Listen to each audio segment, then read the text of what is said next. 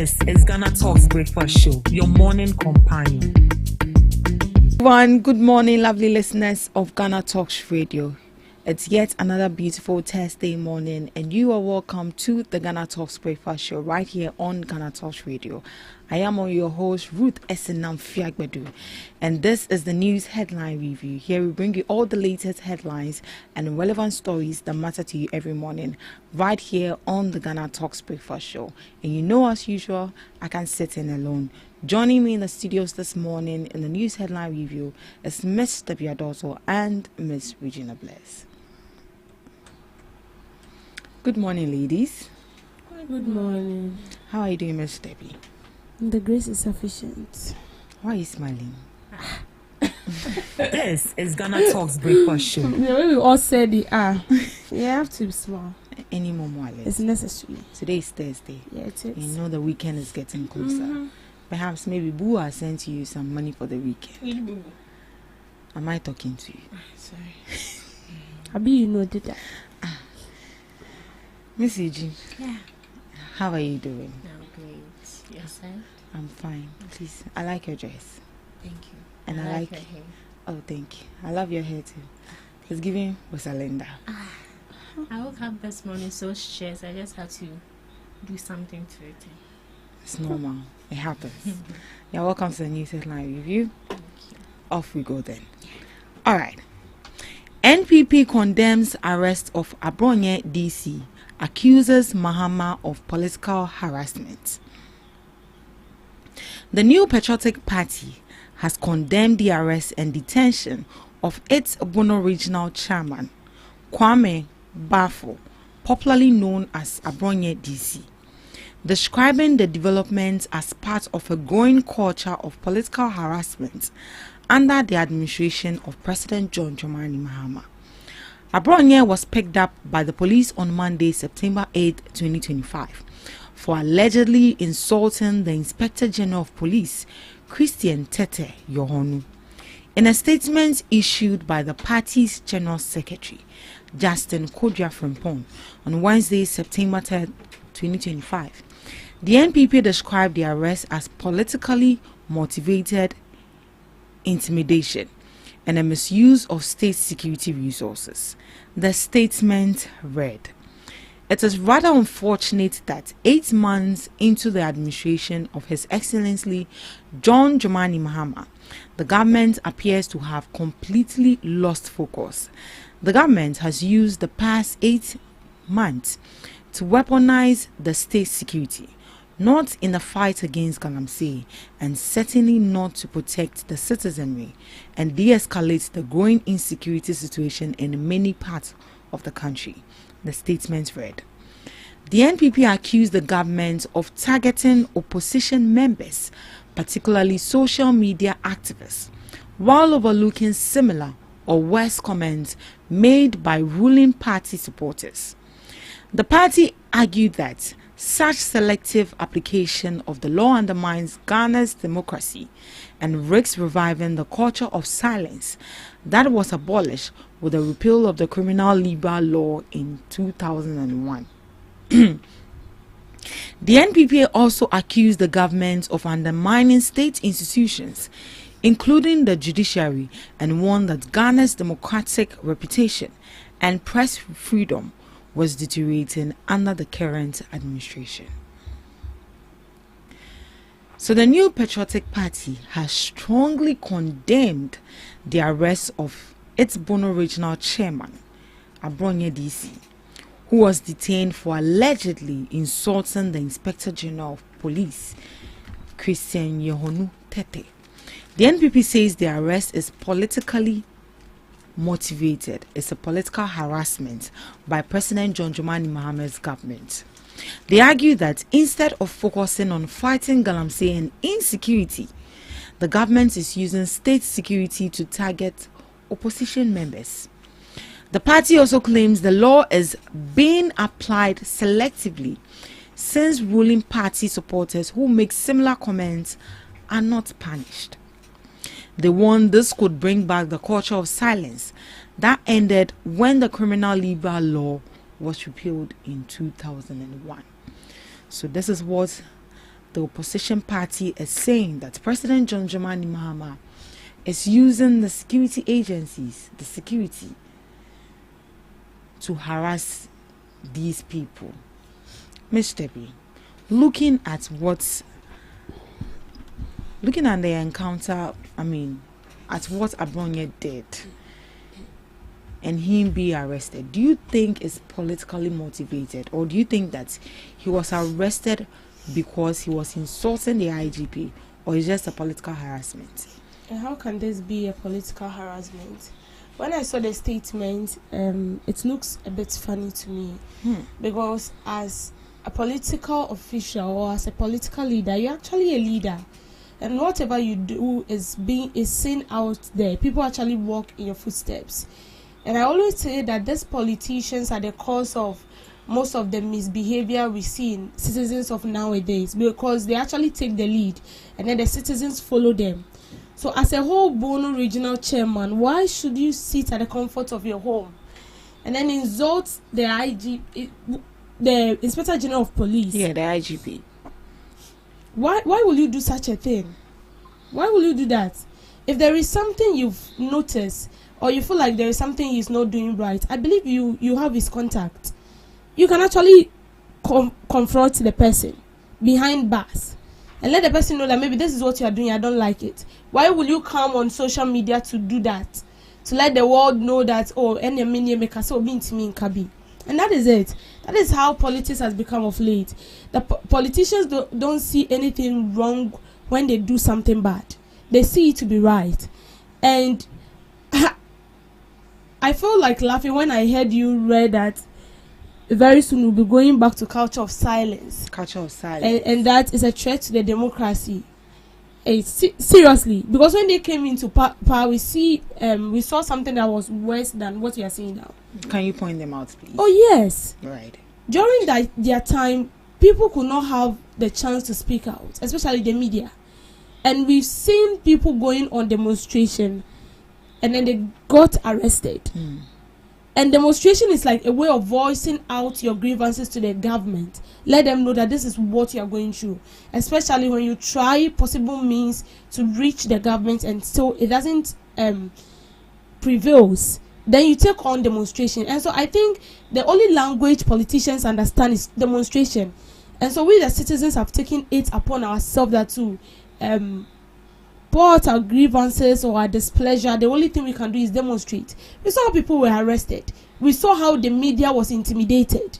You cannot talk as a media. You cannot talk on certain staffs. Oh yeah, have a roast studio. Chill. Yes, bo. Some time ago, I think was it Salt Pond, Adan? There was a radio station there. The man was actually speaking concerning, I think, the bad ruling of the previous administration. And what attacks the room, a boy, a bomb, they scattered everything. One also happened at Tamale. And then another one was even journalists of City FM, Zoya Bobedu and Kelekuda.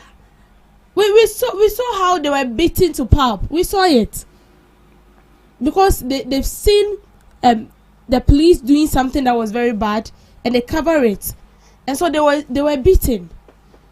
So if we are talking about a government that we have seen silencing people not to express themselves, it should do with the NPP party. They rather suppress people. You cannot talk about their government. You cannot sit down freely and say anything bad. Immediately you say it, you are being picked up. And so I see no reason why what they have done worse, they are now seeing it as a wrong thing to this current administration. I feel like this minority are trying everything possible to make themselves relevant, but they are trending on the negative side, because I don't see anything wrong with them taking Abronye. We know Abronye. We know how he talks. Excuse me, but he talks anyhow. He doesn't portray that kind of quality as a leader. But we still have people calling him honorable. So if he has been picked up, and then you think it's a way, you feel like it's a way of suppressing the opponent, I don't see the NDC suppressing the NPP. No, I don't see that. If you do the right thing, that's fine.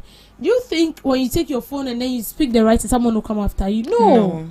But when you speak something wrong, especially when there is speculation of something that needs to be tackled, you definitely be picked up. So they should watch how they communicate out there. You might even be sending a correct message, but how you communicate it out there can send a bad signal. So with our bronze, I don't see the NDC intimidating their opponent, the opposition party. No. They are the one, call it problem for themselves. It's like, assembly that will be no one can say assembly better or more. And as I said, they want to make themselves relevant. But the way they are trying to make themselves relevant is on a bad note, and they have to look at that. Right. Thank you. But do you see the police being used to harass people rather than them actually making use of the police to protect the citizen, as they said? Harass people as in how? Because they said that instead of President John Dramani Mahama to utilize the security personnel to, use them to fight Galamsey and some disputes in some of our communities and other regions, they are rather using the security personnel to rather harass people who make, excuse me to say, silly comments on social media. No, I don't see that. Right. I don't see that at all. So because they came after you for making a comment, so you feel like they are harassing you. And then it's funny. It's very funny when they said Bahama should sue the security and they use it to fight something very sensitive. Galamsey was even worse during their time. How well did they resource the security to keep Galamsey? Their time, didn't they burn excavators? Was Galamsey solved? Didn't they deploy military to the to site? Was Galamsey still solved? No.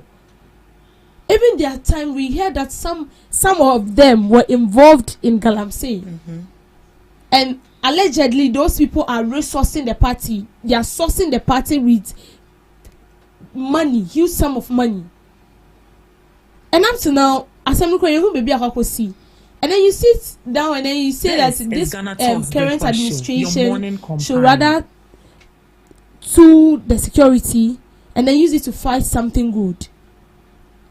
I've made this point clear. If you don't do anything bad, the security is not coming after you. I don't see this current administration giving an order to the security to go after someone who is sitting down quietly and then thinking about his or her businesses or her daily activities. No. The Rambo style they are talking about, before this year began or before this current administration came on board, we saw them going after people. They went after them because there was a report that states that allegedly they were involved in some scandalous activities, and that is why they went after them. And we all know, if you are being picked up, then it means it is for further investigation. That is why you are picked up. No, they are the one making they are stretching the issue. They came after you because they've noticed something.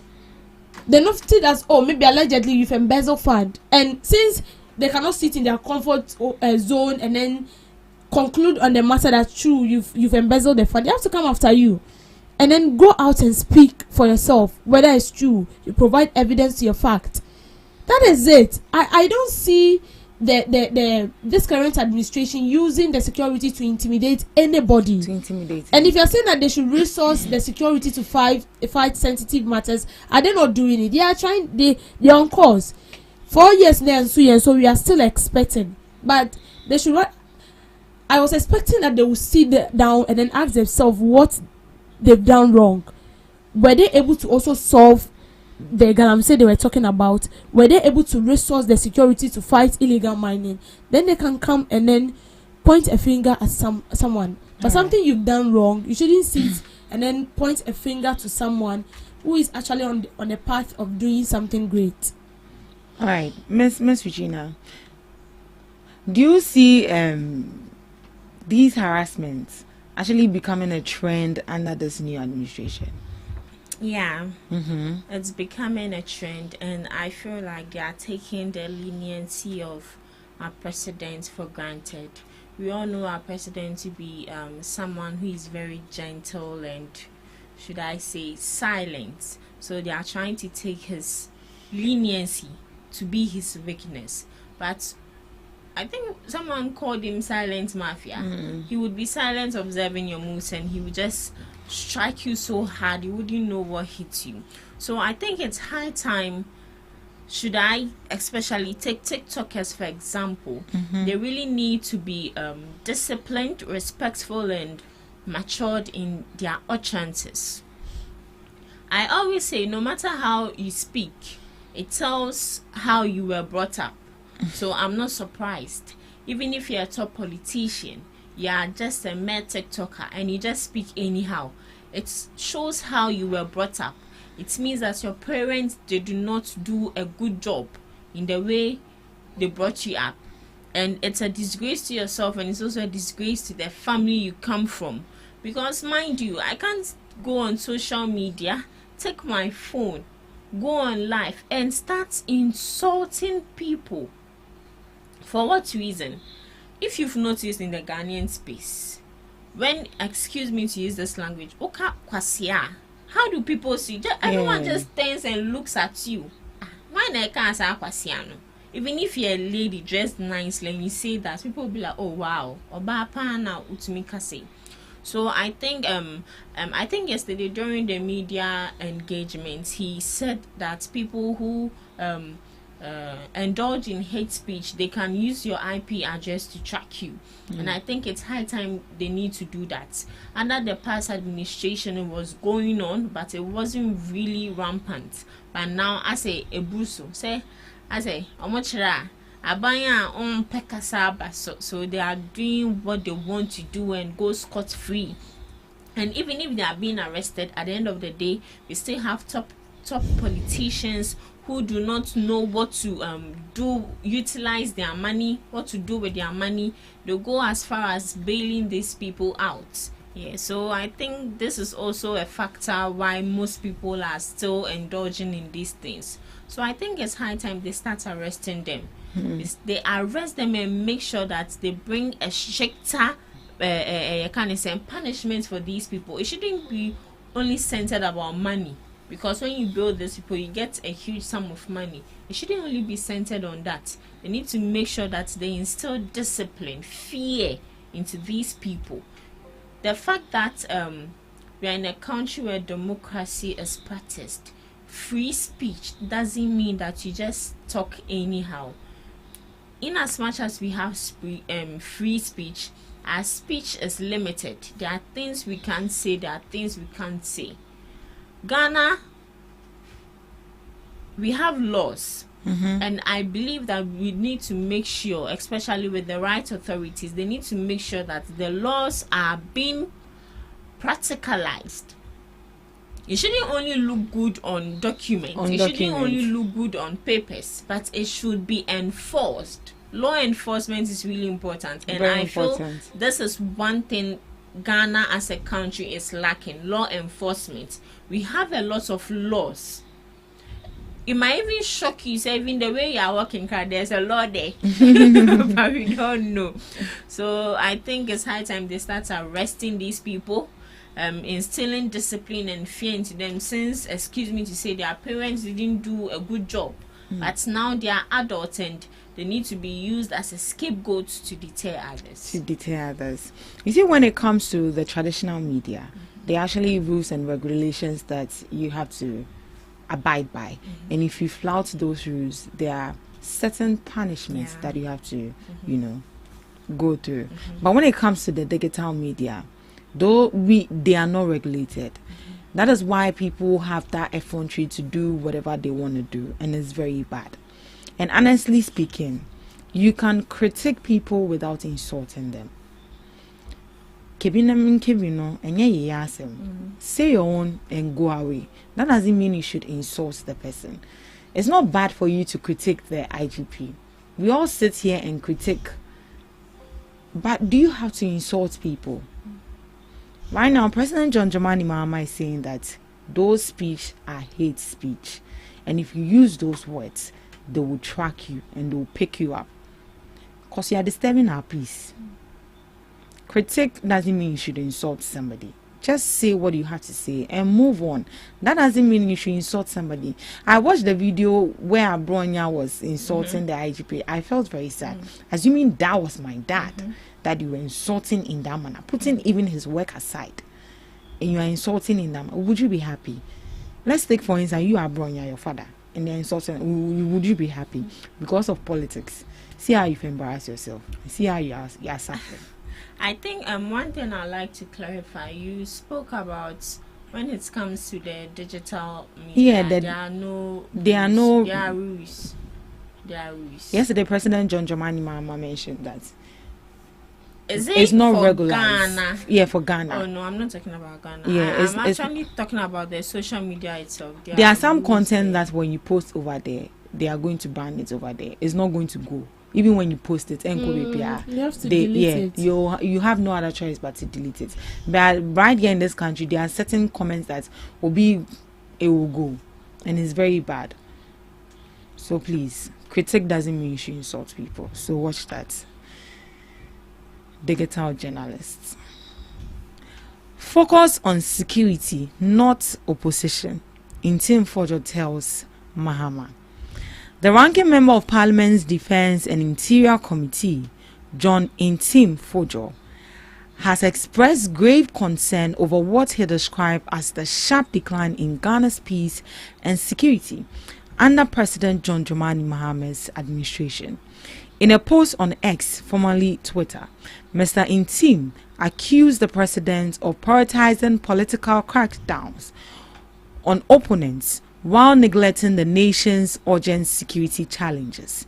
In a Twitter post, he said, Mr. President, Commander-in-Chief of the Ghana Armed Forces and Chairman of the National Security Council, for what it is worth, the deterioration of Ghana's peace, safety and security under your watch in less than a year must rather be your utmost concern rather than going hard at your political opponent. Stop killing ants with a hammer and fix our security, he wrote. He added that the increased use of state security agencies to clamp down on opposition activists at the least infraction is a misplaced priority. Citing global peace rankings, Mr. Fojo said Ghana has fallen from being the second most peaceful country in Africa and 38th in the world in 2021 to 7th in Africa and 61st globally in 2025. He pointed to the escalation of several violent conflicts across the country, including the Boko fight, the Gbenyiri clashes in the Ball Solar area, which have claimed more than 31 lives, left several missing, and displaced over 48,000 people, with 13,000 fleeing as refugees to Cote d'Ivoire. The Nkwanta conflict, a series of mysterious killings and deadly festival clashes, and Ghana Tourism Guard, election-related violence in Ablekuma North. These are the notable achievements of your less than 1 year regime, the lawmaker charged. He urged the president to urgently restore Ghana to the level of safety and peace that existed before he assumed office on January 7th, 2025. And that was coming from Intim Fojo. That President John Dramani Mahama is part. That is why, let me not misquote what he said. He's saying that under his watch, President John Dramani Mahama has watched for insecurities to happen in this country, where he cited the Nkwanta conflict, the Gbenyiri conflict, the Boko conflict, and some festival clashes and electoral violence. He mentioned that Ghana was once the second peaceful country in Africa, but now is the seventh most peaceful country in Africa. He's saying that he should prioritize these things rather than chasing after the opponents, the opposition, for living a free and a real life. Miss Regina, what do you have to say? Coming from Intim Fojo, is that what we see right here in this country? Are we at stake? Are we safe at all? I would say, with all honesty, I would say we are not safe, because looking at this community clashes, to the point where some of Ghanaians are misplaced. Some of them have turned into refugees. I think it's high time our president prioritize the safety of the people. All situations, I think, should be solved. No situation is too little. In as much as we are facing certain issues, doesn't mean that every other thing should be put on hold. Fine, we are facing clashes, we are facing community misunderstandings, disputes, and all that. Boko, Gbinyiri, and other. I think Bolga is also one of them. I don't know, but the fact that we are facing all this doesn't mean that other situations shouldn't be handled. He's saying that they should prioritize security rather than using these security forces to rather arrest people in opposition. If those who are in opposition are not doing the right thing, what's the best thing for you to do is to go ahead and arrest them. Abronya DC, he did the wrong thing and he's arrested. And I believe even if other people go ahead to do the wrong thing, they would be arrested. But that doesn't mean that the security issues or all these clashes are not being attended to. They need to be attended to, and that is the fact. We are in a country, development has to go on. Galamsey is one of the menaces we are facing currently. But are we not eating? We are eating. We are doing other things we are supposed to do. Developmental projects are going on. Seminars are going on. Press conferences are going on. Are they not? So is he trying to say that because oppositions are being arrested, let me not even put it that way, because people who are doing wrong and talking anyhow are being arrested, so they should not be executed? Hey! Let's face Binyiri and Boko and other important issues. I think it's high time. I think yesterday during the media engagement, he said that they are planned and they are putting out effective measures to make sure that all these clashes are being solved.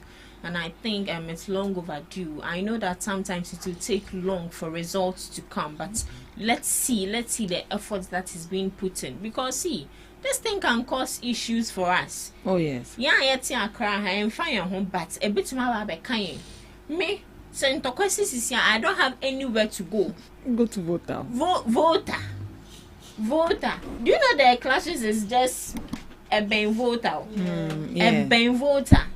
And vote and say, "Drew, you be fine, so." But why is it that it's just this particular region? Because look at the other regions. We haven't heard any sort of dispute or any. But why? It's all about land, as I say.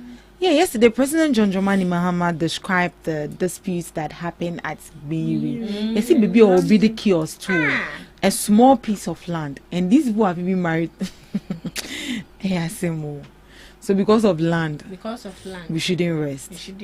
Almost 30 people have died out as a result of this. People are living in fear. Wow. Anyway, they said they set up a mediation committee to look into this. But Ms. Debbie, what are some of the strategies or measures you think they can put in place to end this whole dispute with these regions? The best thing the government can do right now is to have a talk with these people. It all boils down to communication, because you cannot sit. I always say this: you cannot sit in the comfort of your home and then bring out something that is not going to work. You are not really living in the community. We have people living there and they know what has gone on. So when I saw the committee, in a way I was like, it's almost a committee, but in a way because the committee is not going to have only government officials on board. People from the Binyiri community who are intellectual are also part. So they are going to have a talk and then know how well they are going to solve this particular conflict. So let's take like Boku. It's a land dispute. And this is an issue that has been there way back even before I was born. that has to do with chieftaincy. Yes. Boko has to do with chieftaincy, and it has been an issue that has been there way back before I was born. And it looked like every year they kept fueling the issue, and it has become so rampant that the government has to take a decisive step in solving that. But when we come to Gwinyiri, it has to do with land, and it's quite unfortunate that every dispute that has to involve two ethnic groups, it is either land of chieftaincy. So I think the chiefs also need to be included. I don't know, but I know some of them are educated, but they still need to be educated. They need to understand that conflict will not bring anything profitable to your community. Conflict as it is, it's not even going to destroy only the community, because it's going to destroy all the country. Ghana as a whole is going to feel its negative impact. As a human being, if you have a problem with your eye, it's not your whole body, but automatically your whole body is sick. If you have a problem with your hand, even a cut on your hand, it goes straight to your head. You feel the pain, and the whole body is sick. So if a part of your body has a problem, your whole body has a problem, and that is, as a nation, it's a whole body on its own. If one region is having a problem, or one community is having a problem, it affects all of us. It means we are not far from what is going on. It can actually get to us. And this conflict actually attracts these Boko Harams. Yes, it does. Yeah. They find their way into the community, and then they behave as if they are part of you. Part of the and then they start causing mayhem and then chaos. And so for me to solve this, as I said, the committee they've come up with is the best solution. They bring the chief on board. They bring the leaders of the ethnic groups in Gwinyiri on board.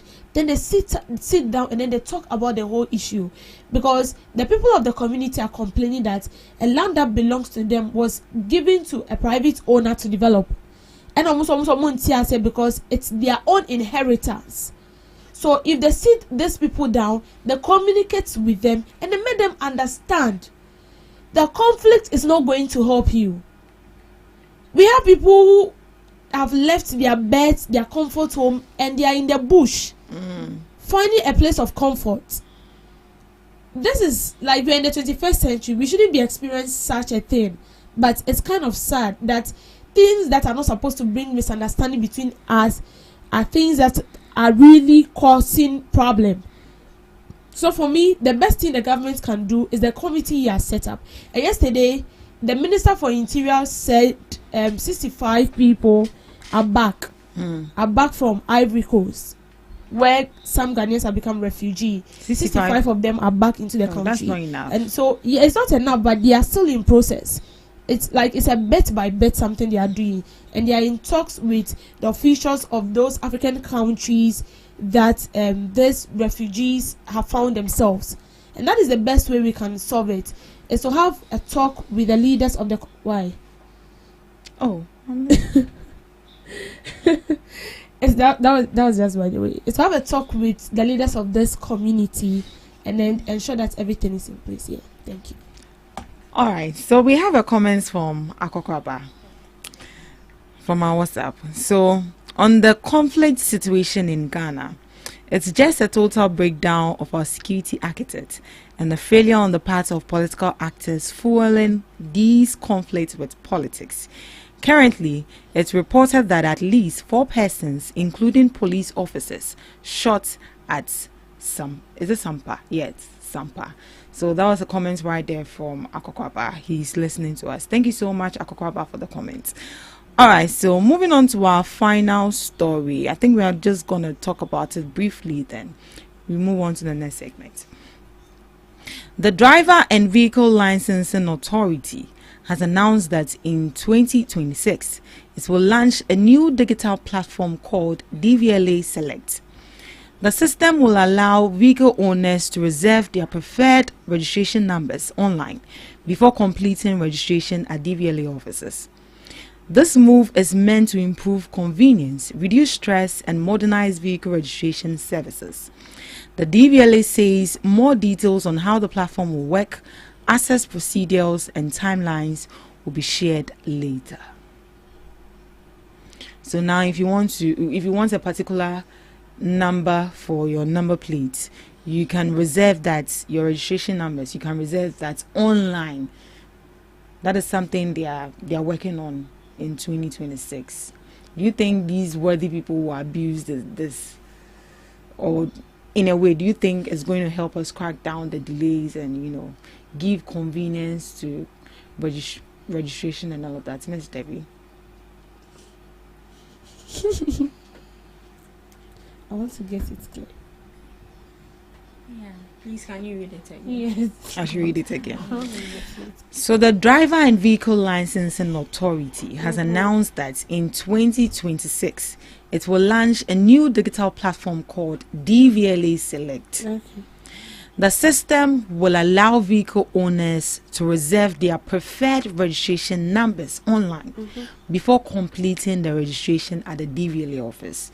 So meaning that if you want a particular registration number, that system is going to allow you to reserve that online even before you go to the office and go and complete the whole registration process. Oh, okay. So this move is meant to improve convenience, reduce stress, and modernize vehicle registrations services.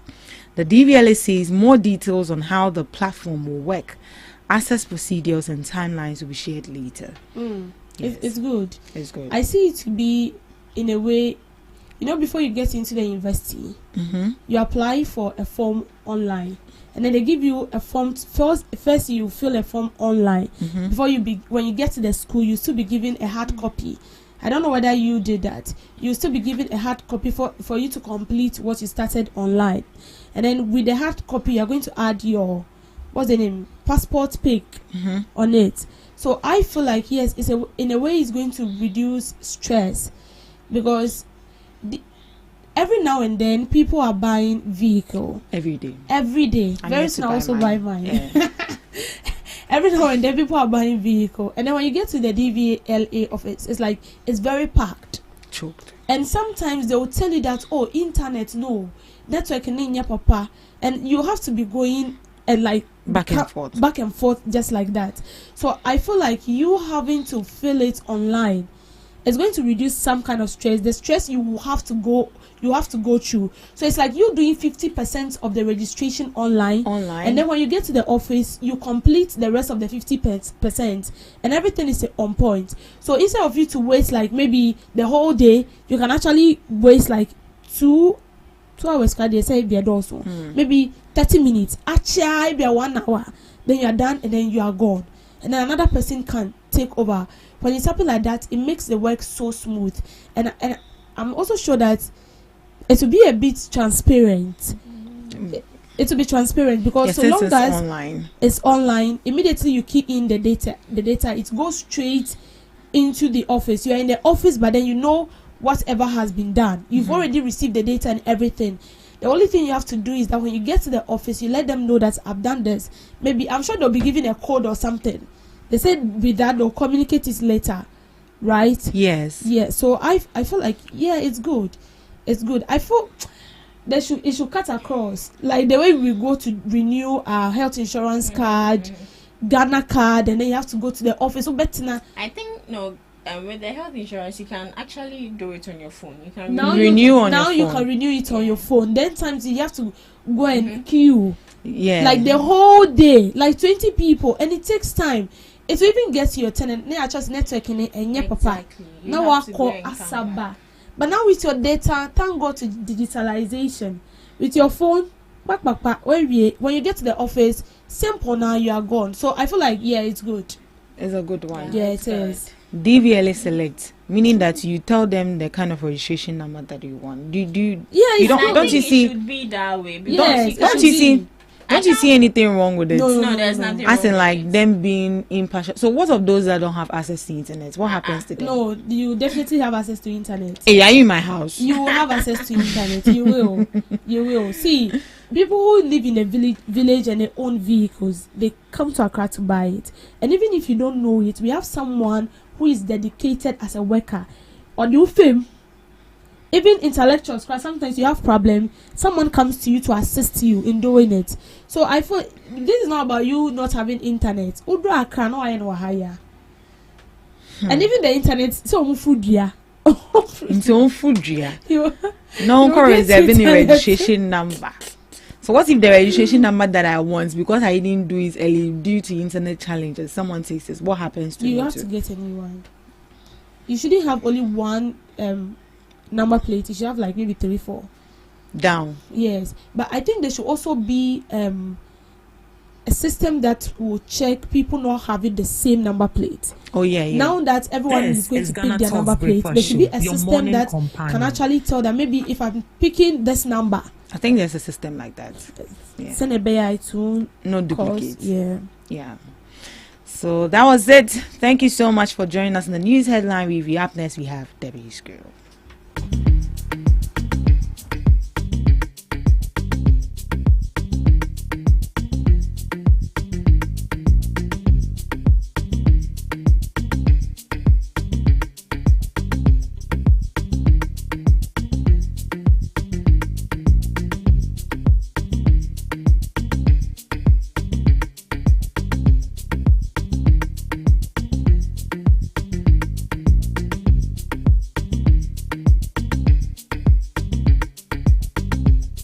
This is GhanaTalks Breakfast Show, your morning companion. Welcome to Debbie's Grow, where we talk about issues that concern the state, void of politics, fear, or favor. President Mahama has retreated his administration's determination to hold former officials accountable and to recover state resources alleged to have been misappropriated.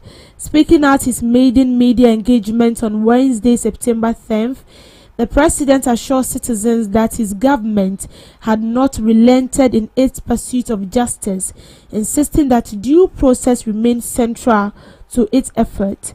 Public accountability and the recovery of looted state resources are the top of your expectation of my government. Let me assure you, my fellow citizens, that we have not wavered in our commitment for a single moment. Neither have we been complicit. What you are witnessing is not inaction, but our firm adherence to due diligence and fairness in the pursuit of justice, he said. He acknowledged that the insistence on proper legal procedures may appear slow, but argued that it is the only way to ensure that justice is not compromised. The president disclosed that the Operation Recover All Loot had already made significant progress. More than 200 cases are currently under active investigation, with around 80 individuals interrogated so far. President Mahama stressed that his government is actively pursuing perpetrators on several fronts and will not allow those who have looted the state go unpunished. So this is from our president. Yesterday he had a brief meeting with the media and has to do with a whole lot.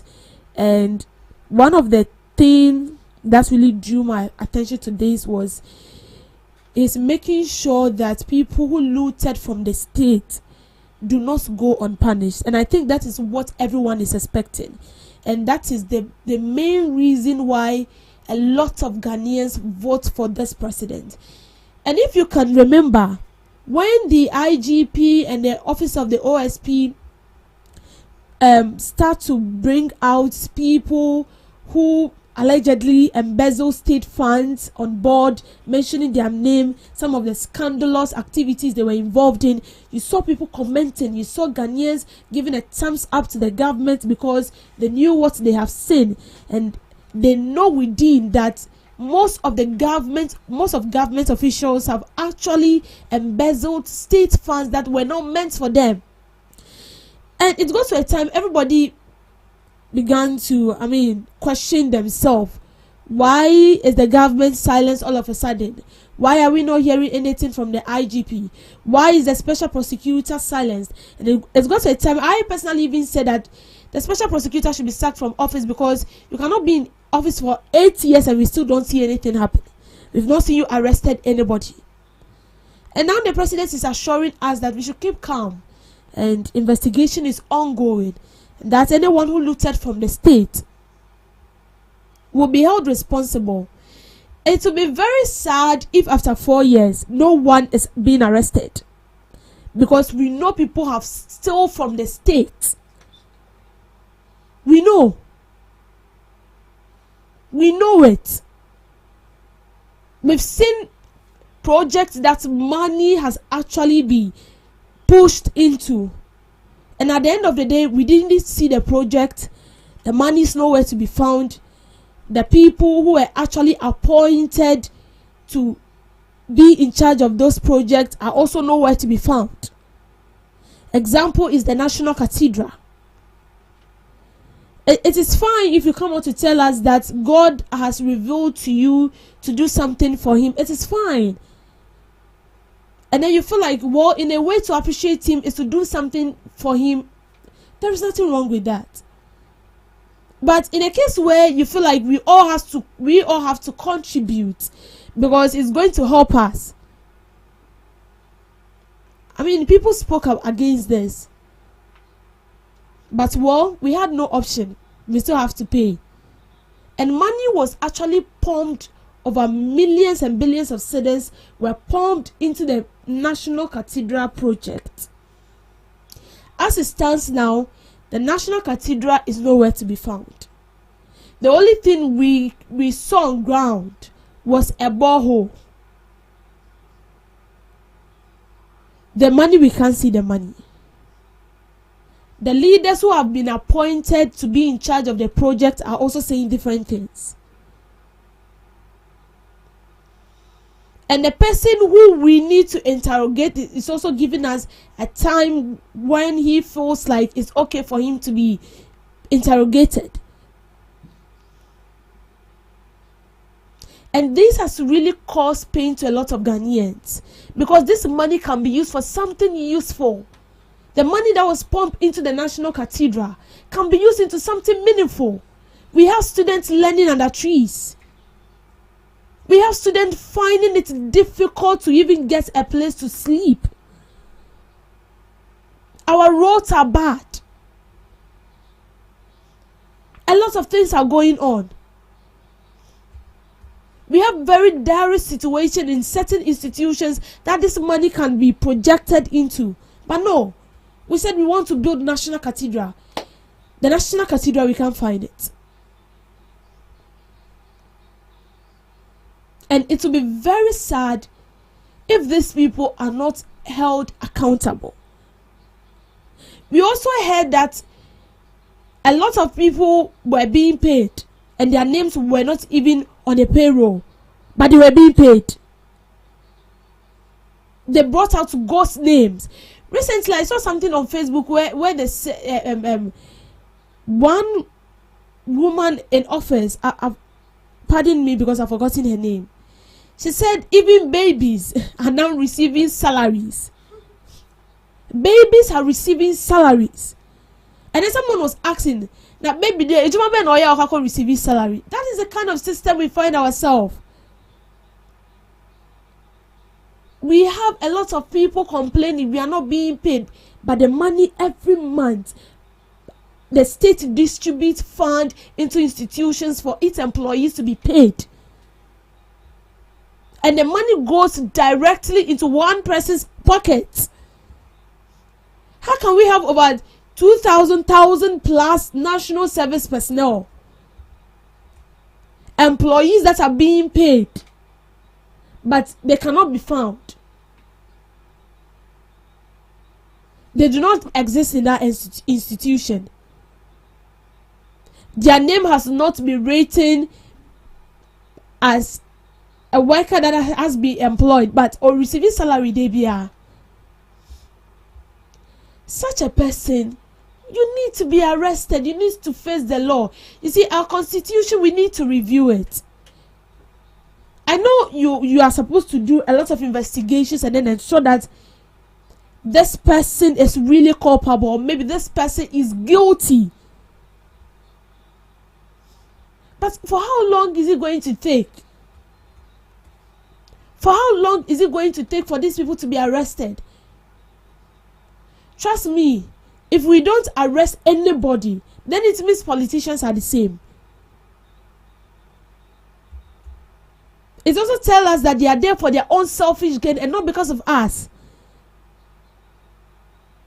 And you see, we've made politics so convenient, so conducive, that like so comfortable, that anytime they get there, they see it as an avenue to steal from the state.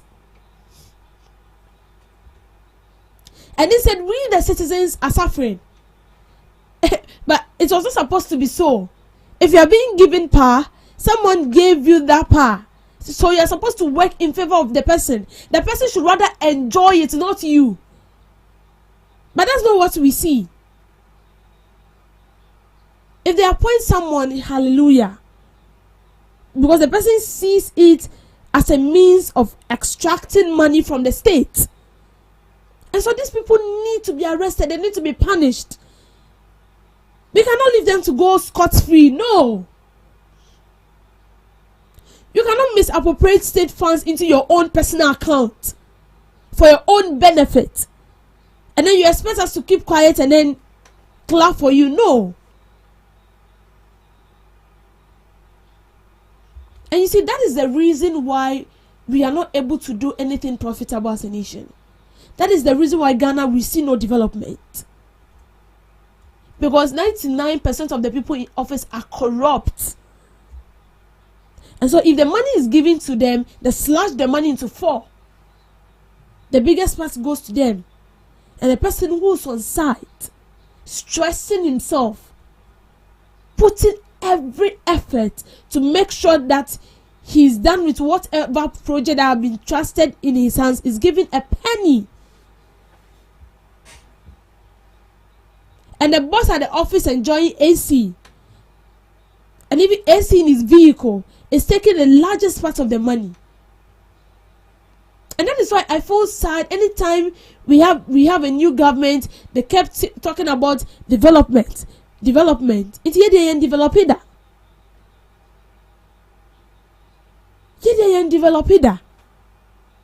So intentionally they do bad and worse things for us, so that when they come on board, they will still repeat that same thing.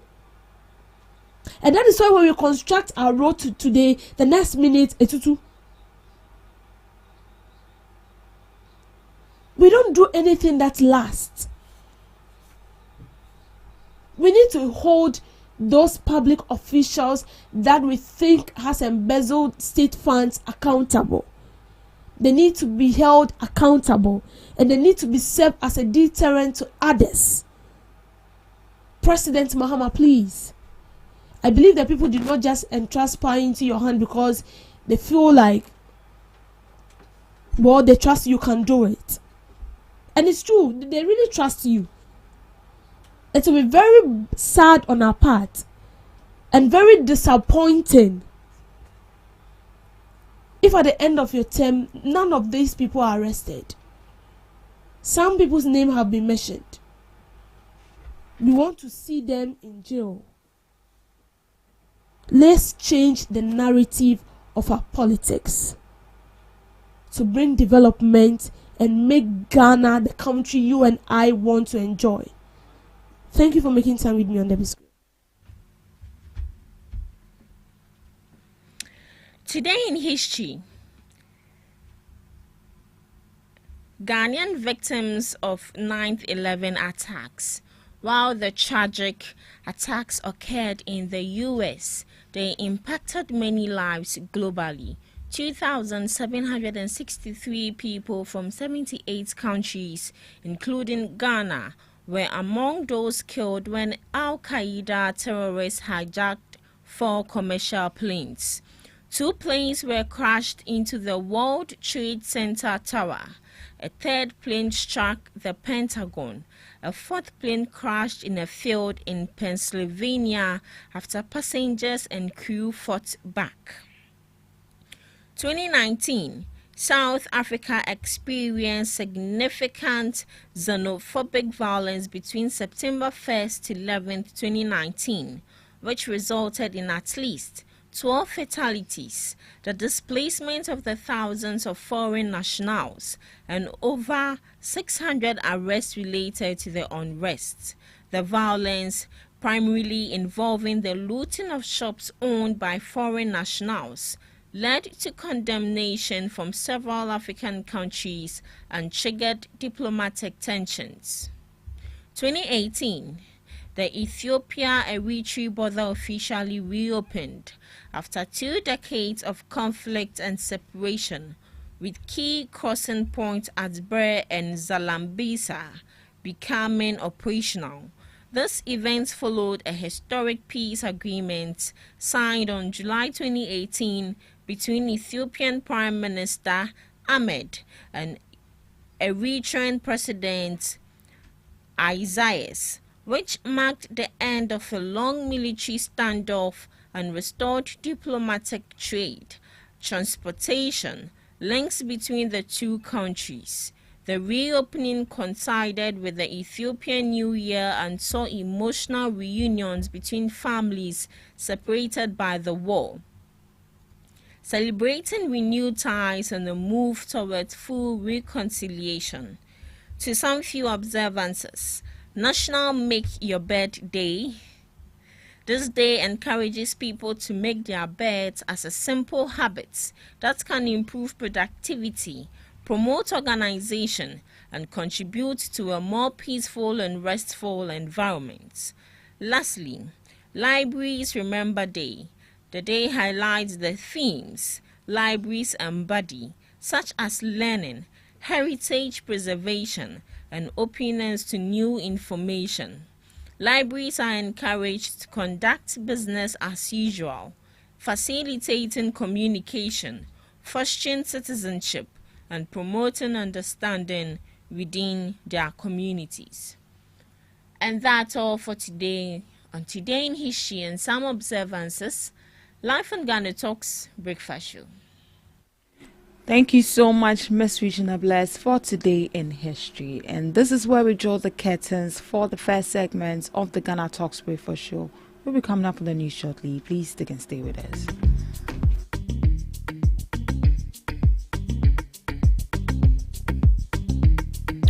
GhanaTalks Radio, #1. Hello Ghana, hello worldwide, I'm Mr. Level Bam. Now listen, every Tuesday and Friday, beyond the time it's going to carry bro. Our GhanaTalks Radio, 7 p.m. sharp. Now Tuesday, we're gonna talk about our culture, our history. My 20 things about Kwasem. Now on the Friday, you bars on bars. You better rap, you better say no artists go join me in the studio. We're gonna discuss about music and business. Or you singer and now you rapper, you think say you get bars, you go be spit fire. Now listen, make you join me with studios.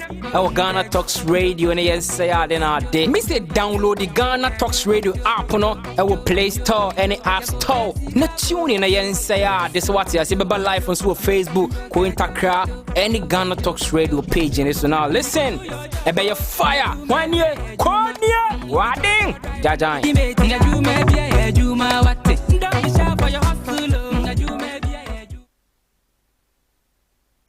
GhanaTalks Radio, #1. GhanaTalks Radio, #1. GhanaTalks Radio, #1. This is GhanaTalks Radio, the best station rocking the nation. We bring you local news, business news, international, sports, and entertainment news. Right here on GTR.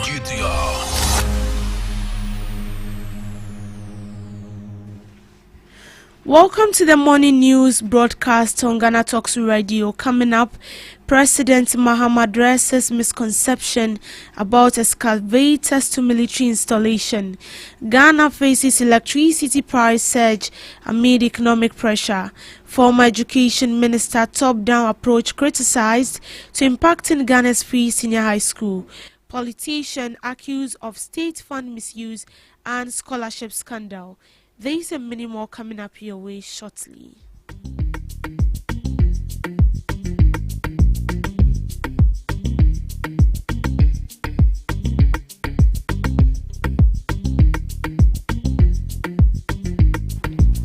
GhanaTalks Radio, #1. President John Dramani Mahama has clarified reports of excavators being released to owners under the cover of night as false. According to him, the excavators were moved from Tema Port to a military installation due to severe congestion.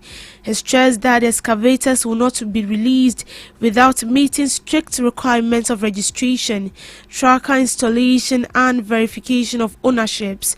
President Mahama also highlighted efforts to strengthen accountability and transparency in the use of heavy equipment. He made this revelation during a brief meeting with the media. And so we've informed all the dealers that you cannot load an excavator onto a ship until you have gotten a permit. In the meantime, a lot of excavators have arrived at the port. And recently, somebody said they were being released. This is GhanaTalks Radio. Their owners and things. That's not true. What happens was there were so many that they had occupied a huge area of the port and congested the port. And so we found the land near Shy Hills, near the military installation. And the Field Engineers Regiment and others have been given charge to move the excavators from the port to that area so that they can free up space in the port. And they do that in the night because of traffic in the daytime. So in the night, they have the payloaders moving the excavators out of the port to the designated areas where they are supposed to be held. And before any of those excavators is released, they must be tracked, they must have a tracker on them, they must be registered by the owner of the excavator, and we must know the purpose for which the excavator has been imported. Because the construction industry also imports excavators, and so you cannot put a blanket ban on importation of excavators just because you think that every excavator is going to go into the illegal mining industry. Even the big mining companies that have licenses import excavators. And so we want to know who is importing the excavators, who it is going to. We want to be able to put a tracker on it and be able to trace that excavator wherever it is in the country. A leading member of the Movement for Change, Solomon Owusu, has strongly opposed the Electricity Company of Ghana proposed 225% tariff increase.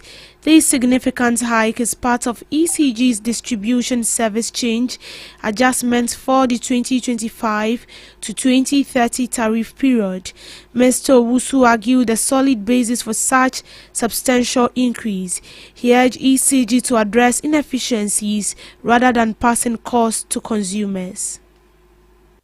I would have loved to see the one that signed the proposal, so that as a country we arrest him. Because why do you want to do he's that? a very bad citizen. Let me tell you something.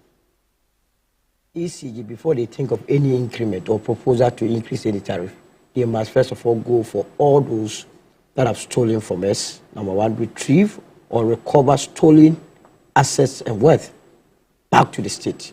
And I tell you, if they are able to do that, they would rather be reducing tariffs. I am told, and I'm happy Adam is here, I don't know how true it is, that 450,000 out of the 2.5 million meters that, prepaid meters that they have, are not connected. What it means is that they are unable to collect revenues from this 450,000 meters because of connectivity. Why would you go and increase tariff based on this problem? That is your own inefficiency. You must deal with it. But I'm happy to learn that the chairman of the Parliamentary Select Committee on Energy, Kwesi Bajwa, says he will not, together with his committee, approve any increment. It's a step in the right direction, yes. Man proposes, God disposes. Utility companies proposes, PURC has to dispose. Hitherto, they were telling us that increment had become necessary because of exchange rate, inflation, and then technical losses. That is the case. Fortunately, the exchange rate has stabilized. Inflation is now 11.5%. So practically, ECG has no justification for increasing. Then they shift the goalpost and say that between 2022 to 2024, the cedi depreciated by 74%. Yes, we know that. And that is why we threw that government out. Never again. But the truth also of the matter is that in spite of that, the PURC, that's why I will be very surprised to see the PURC admit this proposal into action. Because in 2024, you remember the PURC actually reduced tariffs because it was election year. Clearly, they were doing politics with our energy needs. So you that reduced tariffs in 2024 when the cedi was depreciating cannot come and say in 2025 when, as a matter of fact, the cedi has stabilized and inflation is doing well. You get my point? The bottom line is that we owe the IPPs. And as a movement for change, we have come out with a beautiful plan. Our plan is that, look, even if we are going to take 100 years, we may not be able to pay this debt. Because you cannot just go back to the people and tax them to go and pay for it. It will bring total uproar. So what do? Let's value ECG as an entity. And then cost the total exposure to the IPPs. Former Deputy Director General of the Ghana Education Service, Dr. Kwabena Bempa, has criticized the leadership style of the former education ministers negatively impacted the quality of free senior high school. Dr. Tando believes Dr. Duchum's failure to involve technical experts and education professionals in decision-making was a major setback. According to him, the lack of collaboration reportedly affected the policy's quality and implementation. Let me tell you a good example. Under Dr. Matthew Poku Prempeh, anytime a major decision needed to be made, everybody will sit in that conference room and he will be the last one to speak. And we would share ideas and everything else. You know, post Dr. Matthew Poku Prempeh, that camaraderie of bringing everybody together was not really, it was absent. It was absent. And unfortunately, that impacted free SHS and its quality that we saw in the first term of the administration. The Ghana Health Service has cracked down on poor service delivery, lack of compassion and absenteeism among health workers. To address declining public trust, the Ghana Health Service has announced strict measures holding underperforming district health directors accountable and introducing an award scheme to recognize passionate health professionals.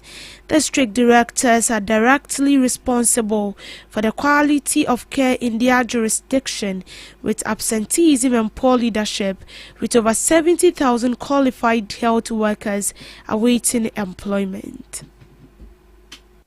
A group of politicians in this country have set out, some of them, a majority, have set out to come and steal from the state. Pure thievery. Don't mince words. When they come here, we must also confront a difficult reality. Public trust in our health services is deteriorating. Too many Ghanaians complain about our poor attitudes, lack of leadership, weak supervision, and delayed care. This dissatisfaction has led to lawsuits against the service, draining huge sums of money that should have gone into improving care. As district directors, you are accountable for the quality of supervision and oversight in your districts. Leadership failure at the local level cannot continue any longer. Let me be clear, distinctively clear. We will be holding non-performing directors accountable. Absentee leadership and managers who fail to demonstrate capacity will no longer be tolerated. So you understand what it means. The Ghana Health Service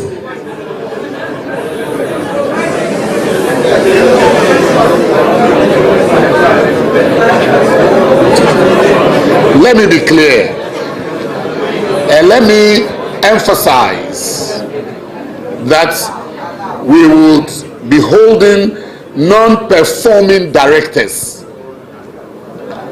lackadaisical directors, malingering directors, non-deliverable directors. We will hold them accountable. Absentee leadership and managers who fail to demonstrate capacity will no longer be tolerated at all. The Ghana Health Service cannot afford weak links in its leadership chain. Leading member of Movement for Change, Solomon Owusu, has accused politicians for misappropriating state funds. He cites the Deputy Director of National Service Scheme, Gifty Owari, whose living expenses were covered under the husband's scholarship. This was after the Ghana Scholarship Secretariat awarded Peter Mensah, Gifty Owari's husband, a scholarship for an LLM in law at the Brunel University in 2022, including tuition fees, living expenses for himself, and 8,160 annually for her wife. Prior to that, Mr. Owusu demanded reforms to ensure scholarships benefit merit-based, financially needy applicants. Talk about corruption here and there. No, that's why we're still in thievery. We are talking about Gifty Owari. Is that not the case? The husband. Is she also not going to collect scholarship? I mean, what sort of nonsense is this?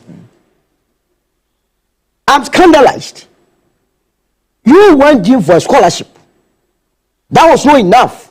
You took your husband to also go and take a scholarship and also benefit from stipends. Is it not thievery? That is for him to answer. His government is part of it. And it goes to feed into their general secretary's call that there are a number of people within this administration who are busily cutting deals. And we are going to come to the ECG matter.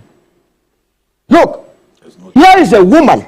Here is a woman who is also involved, at least according to the Attorney General, in that 548 million national is it service? What has happened to that matter? In September. We are in September. What is the Attorney General doing? Hey, the people of this country did not vote for this administration to just come and do business as usual. Because what happened in the last 8 years was an eyesore. So every corruption must be here, give to Owari's name. Is that what you want to tell me? This is my difficulty. This is the boss of the Scholarship Secretariat telling you that this is what is on file. What else are we waiting for? The gentleman that manned the place, is he dead? Is he not a member of parliament? Has he been called or hauled before any investigative body? It is not enough to come and tell me. To do what?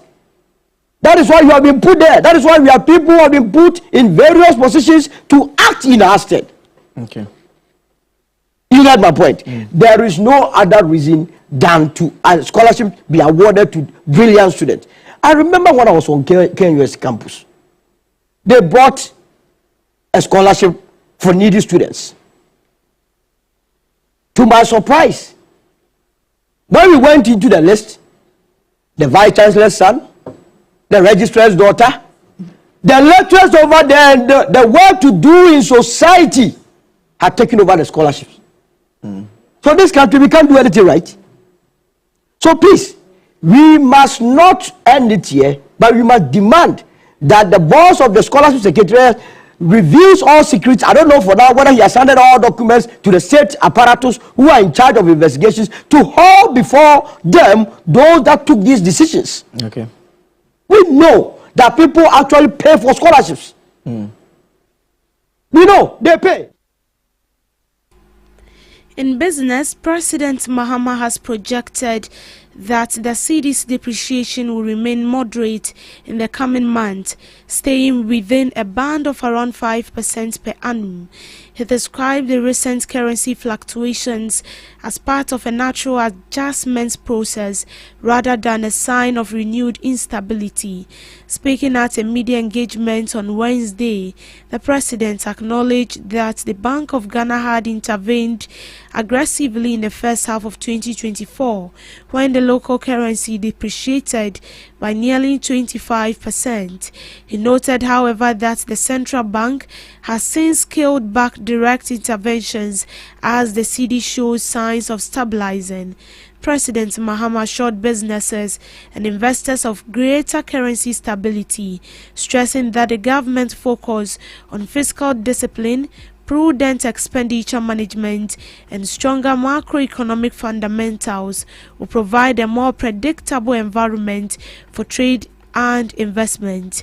I believe it is about stopping rapid depreciation of the currency.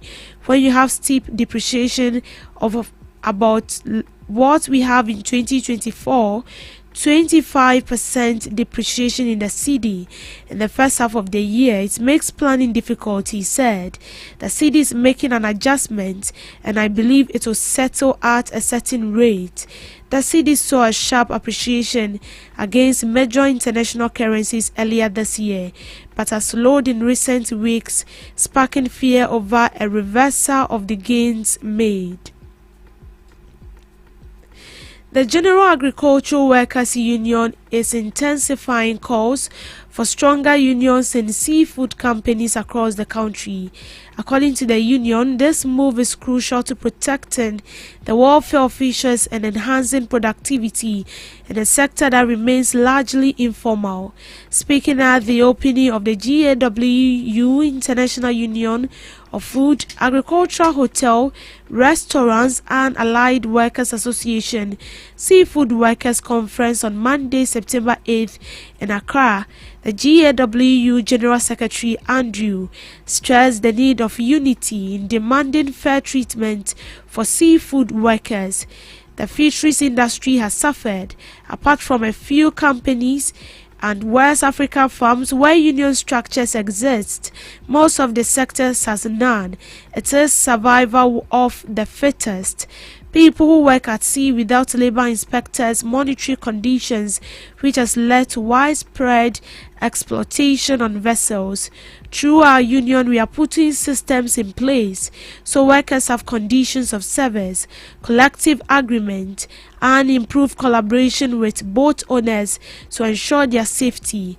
Acting General Secretary of the IUF, Bregerson, also called on African workers to strengthen regional cooperation in order to advance the cause of seafood workers across the continent. Working together regionally builds collective strength, and that regional strength can help shape global policies, he noted.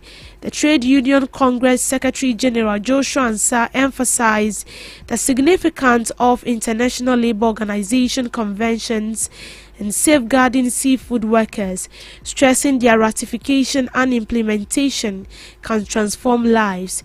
He also highlighted Ghana's commitment, noting it was the second country to ratify key provisions.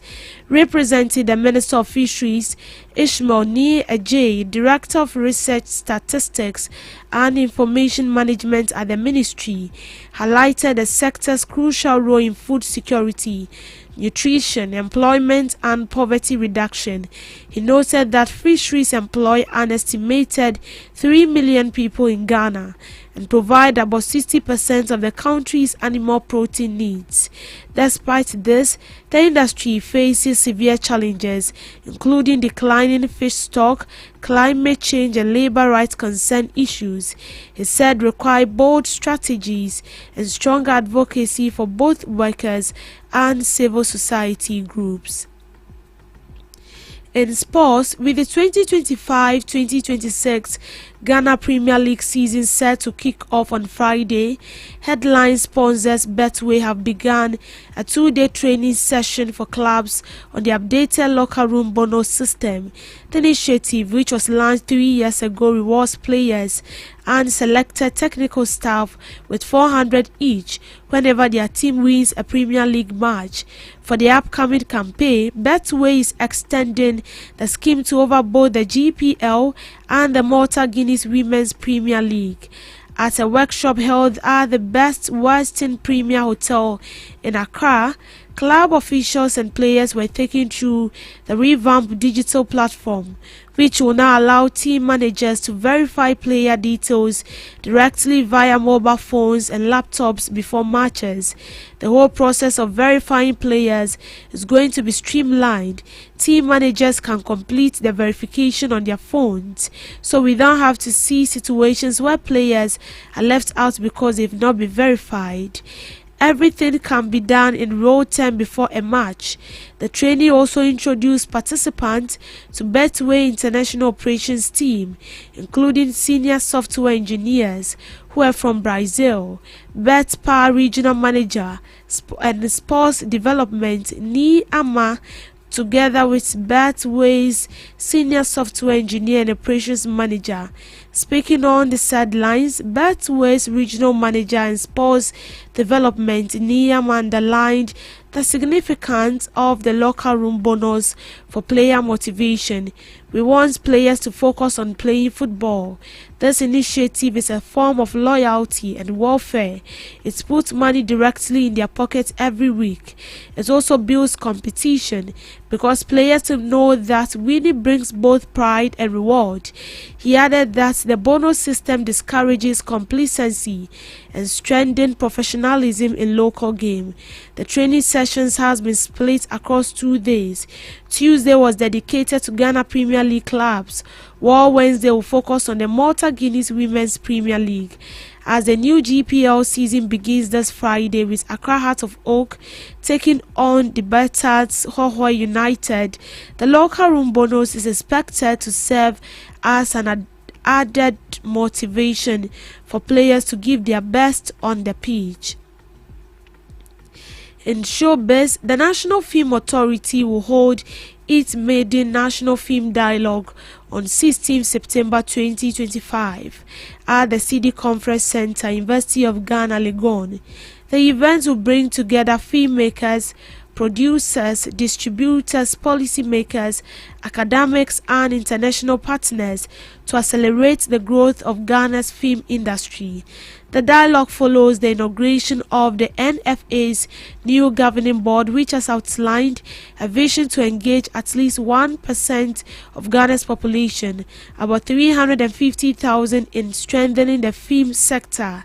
According to the authority, the transformation of the industry can only be achieved when both practitioners and audiences share ownership of its future. By engaging at least 1% of our population, we are laying the ground of an industry that is not only vibrant and innovative, but also deeply connected to its audiences, Mr. Ivan Kwashiga, chairperson of the National Film Authority Governing Board, said.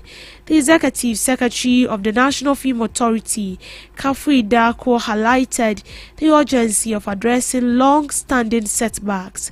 Ghanaian cinema has immense potentially, but not to unlock it, we must address challenges in funding, infrastructure, and global market access. The National Film Dialogue provides a unique platform to pool ideas, forge partnerships, and create policies that will shape the industry for the next decade. The one-day program will feature panel discussions, keynote presentations, and stakeholder consultations. Topics will include film financing, market access, the role of digital platform, and strategies for building stronger connections with audience in Ghana and the diaspora. The authority says dialogue will not be a one-off event, but the beginning of a recurring space for accountability, collaboration, and fresh thinking. The maiden edition is expected to set the tone for a long-term national movement to position Ghanaian film on the global stage while making it rooted in local culture and stories. And that is how we wrap up on the morning news broadcast. As usual, do well to log on to all streaming platforms at GhanaTalks Radio, as well as logging on to www.ghanatalksradio.com for more updated news stories. I am Deborah Adosu. Thank you so much for doing the listening. Good morning. Ghana Talks Radio, number one. Ghana Talks Radio, number one. Are you ready to amplify your business or brand's reach and make a meaningful impact in Ghana and beyond? Partner with Ghana Talks Radio today to connect with a diverse audience across Ghana and beyond. Elevate your brand through on-air promotions and social media. Boost your brand during prime time. With Ghana Talks Radio, you can extend your reach across digital platforms. Ghana Talks Radio is not just a station, it is a community hub where your brand becomes part of the conversation. Join us in fostering connections, celebrating culture, and making a lasting impression. For customized sponsorship packages and enquiries, email contact@GhanaTalksRadio.com or call +233 202 544614. Ghana Talks Radio, giving the youth a voice. Hello Ghana, hello worldwide, I'm level band. Now listen, every Tuesday and Friday, beyond the time it's going to carry Brell. Our Ghana Talks Radio, 7 p.m. sharp. Now Tuesday, we're gonna talk about our culture, our history. Matuni ding se tete abako sem. No on the Friday, you bars on bars. You better rap, you better say ade. No artists go join me in the studio. We're gonna discuss about music and business. Konya, or you singer, and now you rapper, you think say you get bars. You go fi spit fire. Now listen, make you join me with studios. Our Ghana Talks Radio, and yes, say then our day. Me say download the Ghana Talks Radio app, no, our Play Store and the App Store. Na tune in, and say this what I say. Baba live on Facebook, Kointakra, any Ghana Talks Radio page, and so now listen. Ebe your fire, 1 year, Konya, Wading, Jajan.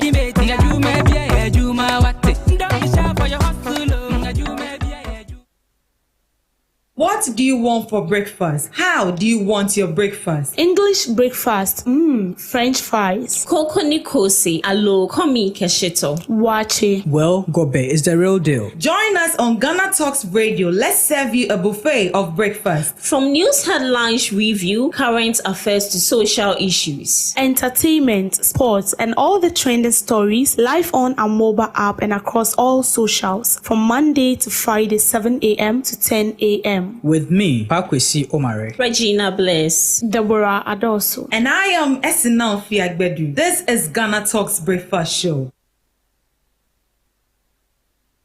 Are you ready to amplify your business or brand's reach and make a meaningful impact in Ghana and beyond? Partner with Ghana Talks Radio today to connect with a diverse audience across Ghana and beyond. Elevate your brand through on-air promotions and social media. Boost your brand during prime time. With Ghana Talks Radio, you can extend your reach across digital platforms. Ghana Talks Radio is not just a station, it is a community hub where your brand becomes part of the conversation. Join us in fostering connections, celebrating culture, and making a lasting impression. For customized sponsorship packages and enquiries, email contact@GhanaTalksRadio.com or call +233 202 544614. Ghana Talks Radio, giving the youth a voice.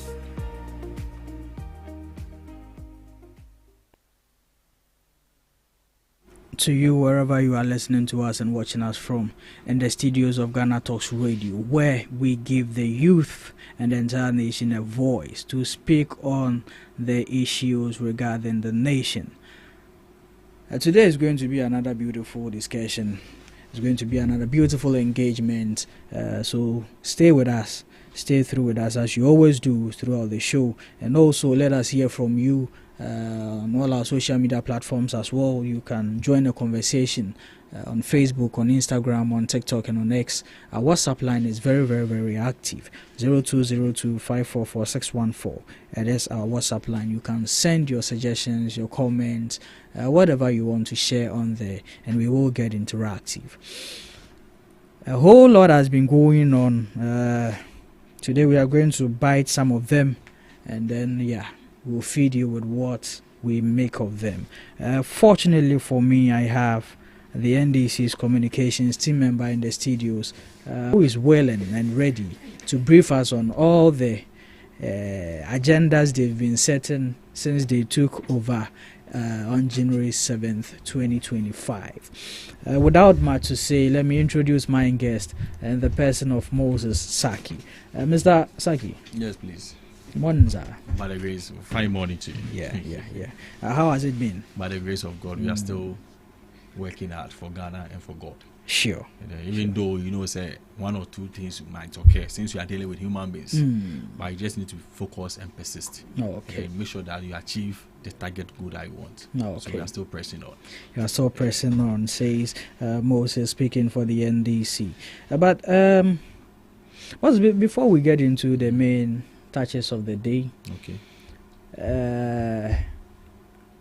What do you make of the accusations by the NPP, the main opposition party, that the removal of the CJ was a witch hunt? You see, before I proceed, I want to say good morning to our listeners and viewers. That by the grace of God, we've all been able to see the NDC working hard. And I also want to greet His Excellency John Dramani Mahama and our great leaders of this country. Sure. And I also want to give a special thanks to the Mayor of Accra, Honorable Michael Kpapu Alote. I was so happy that yesterday he went around to one of the schools at Okankwe's house, giving 3,000 books, pencils, and whatever they need, educational material, for them to have faith that our education system will work. And they should also learn hard and pray for a better Ghana. You see, with this issue of the CJ, the woman is a respected woman in this country. And you see, we should not put this CJ removal as a political tool. You understand me? Okay. There is law in the country. Before you can be able to remove such a superior person in court or as a CJ, petitions will come. And they should come out and tell us, was it the will of His Excellency John Dramani Mahama to remove him? Sorry, her? No. Okay. People came to petition. And before you can remove such a personality, it just comes with the word misconduct or misbehavior. Okay. You understand me? And all these things are written in the law. You understand me? Yes. We can't come out because there is a rule engaging in camera discussion. You understand me? Yeah. This back and forth is not going to save us as a country. The law is the law. And the woman herself came out to tell us that the law is the law. You understand me? So I don't know what the NPP is talking about. And you know what I'm saying? Even some of them are even happy that the woman is even gone. You understand me? Yeah. This is beyond political. If you have this judicial system and then citizens are not trusted, I think when they did the nationwide, let me say this country, the way they did the analysis, it was 50-something% who want the woman to go. You understand me? It doesn't mean say it was appointed by the MPP or this and that. That's all. There are some certain things that was stated. Misbehavior. You giving scholarship to your children and going up and down. Meanwhile, you need to go whilst you're traveling. You need to have your security at hand. But she said she just swapped the security for her. No, why? In the law, did they write that you can swap? No. You see, I don't know why they are the people who come and sit down and expatiate the law to us. But when the law is affected to them, they don't want to go about it. You understand me? Sure. If it was we normal citizens that were misbehaving with the law, I don't think that would be seated here now. The law will deal with us. Sure. You understand me? So if there is any bad act or any bad misbehavior and co, you are given suspension. A 5 committee was set. Are you trying to tell me that we know more than the lawyers? No, I've not been in the law school, but because of politics and because of further, let me say, research and I do and whatever, I'm getting to know small about the law. Okay. You understand? So she can't tell us that. Or the MPP cannot tell us the 5 committee that was set. They know more than them, or we know more than them. No, they are also lawyers. They also know the law. You understand me? And then we are also standing on what she said. The law is the law. And it's not everything that you can let the president come out and come and expand. The president, even the law is even guiding him. Something that has been stated in the law that should be in camera. How do you expect them to come? So that you come and tell us he has also violated the law? No, this is not done. You understand me? So they should just go. You see, we are looking for a trustworthy Supreme Judge, judges, lawyers, and then Chief Justice to govern us. Whether MPP is messing up, whether NDC is messing up, whether any citizen is trying to mess up, the law is there to guide a person. Okay. You understand me? Whatever we are doing, I think this Ghana Talks Radio, you have rules and regulations here. Sure. Don't eat here, don't sit here on this time. If you go against the law, it must work. Sure. That will bring discipline. You understand me? So it doesn't mean say when you bring. I also like Afejo Marquis had a case one Friday. The woman went there that day. They were able to call for justice. Actually, tell me if you and I will go there. You see, we should just put political aside. Okay. This thing is between life and death, because someone might come with a case. If it doesn't favor you, then you just throw it away. You understand me? Yes, you see, we are governing a nation, not a political party. I think say the MPP, whatever NDC will do, they will never love it, because we were giving 8 years. We were giving 8 years, and look at the vote margin that we had. Look at the 2/3, and we are even taking more. You understand me? So they should just allow us. If I was there, you see, I always tell my friends in MPP that it's high time you guys sit down and think about things that is occurring in your own houses. You understand me? Yeah. Solve the things that you can be able to do. You see, I was even listening to yesterday. They are told that Baumia was going and Katie Hammer was trying to just quash this and that. No, you see, when you are coming to campaign, make sure that you have a good message for the people that you want them. Well, you don't think Baumia has a good message? What message do they have? Even their own vice chairman was even telling them that they never prepared. They never planned on this by-election that occurred at Akwetia. You're not even done solving that mess. You are trying to come and solve Ghana mess. You are giving 8 years. What are you trying to tell us? Look at the margin. You understand? You see, the reason why they keep talking. Yesterday when I was listening to the press with the media, I was so happy. But I think say it is even though it's my own party, but we are playing the delay tactics so much. You understand? Because if Ghana or Ghanaians or the citizens are giving you this target majority members and you can't use it wisely, I bet you you can never go to them 2028 and go and stand in and launch any manifesto. Do not even listen to you. Sure. You understand me? Sure. I have friends who are telling me, say me, whether Kenke is staying this, whether it's this and that, I don't care. But those who have been stealing our country, you understand me? You everybody is rooting for oral. Yes, oral. You understand? I was also happy that some of the new journalists were asking His Excellency about that. You understand? You see, all these things is talking or is under our law jurisdiction. So because most people were not even having trust. The former National Security Kendapa was even telling their people that the way we even handle issues, if you don't take care to come back and hunt us. Because it's like everything that NDC will go with in their time, no, they don't throw it away. It's a threat. It's a threat.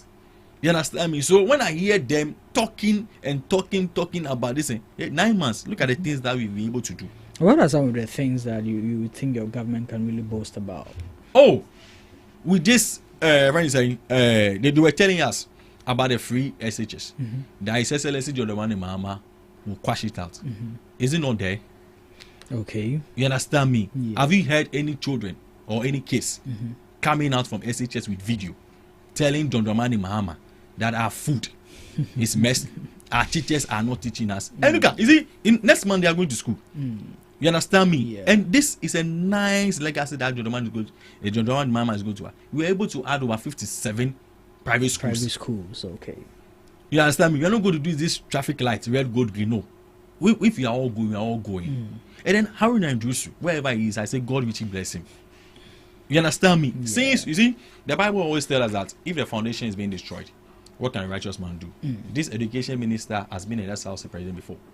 He has also been a student leader before. Okay. So he knows the foundation of our children or of our siblings who are in SHS. You understand me? He sat down, he brought it out to Parliament for them to endorse. I'm going to add the private sectors. It doesn't mean that when I come into government, if you're private or NDC, whatever. No, we are in to teach our people because they are also going and we need new people to come. So if our educational system is not solid, my brother, how many people are we going to produce for them to also come and sit here bold enough and defend our country, Ghana? Okay. You understand me? Yeah. So I want to tell the NDC that. And then secondly, you are asking. I've stated one. Secondly, there's no fee stress for our level 100 students. You can testify. A lot of them have been able to gain it. Okay.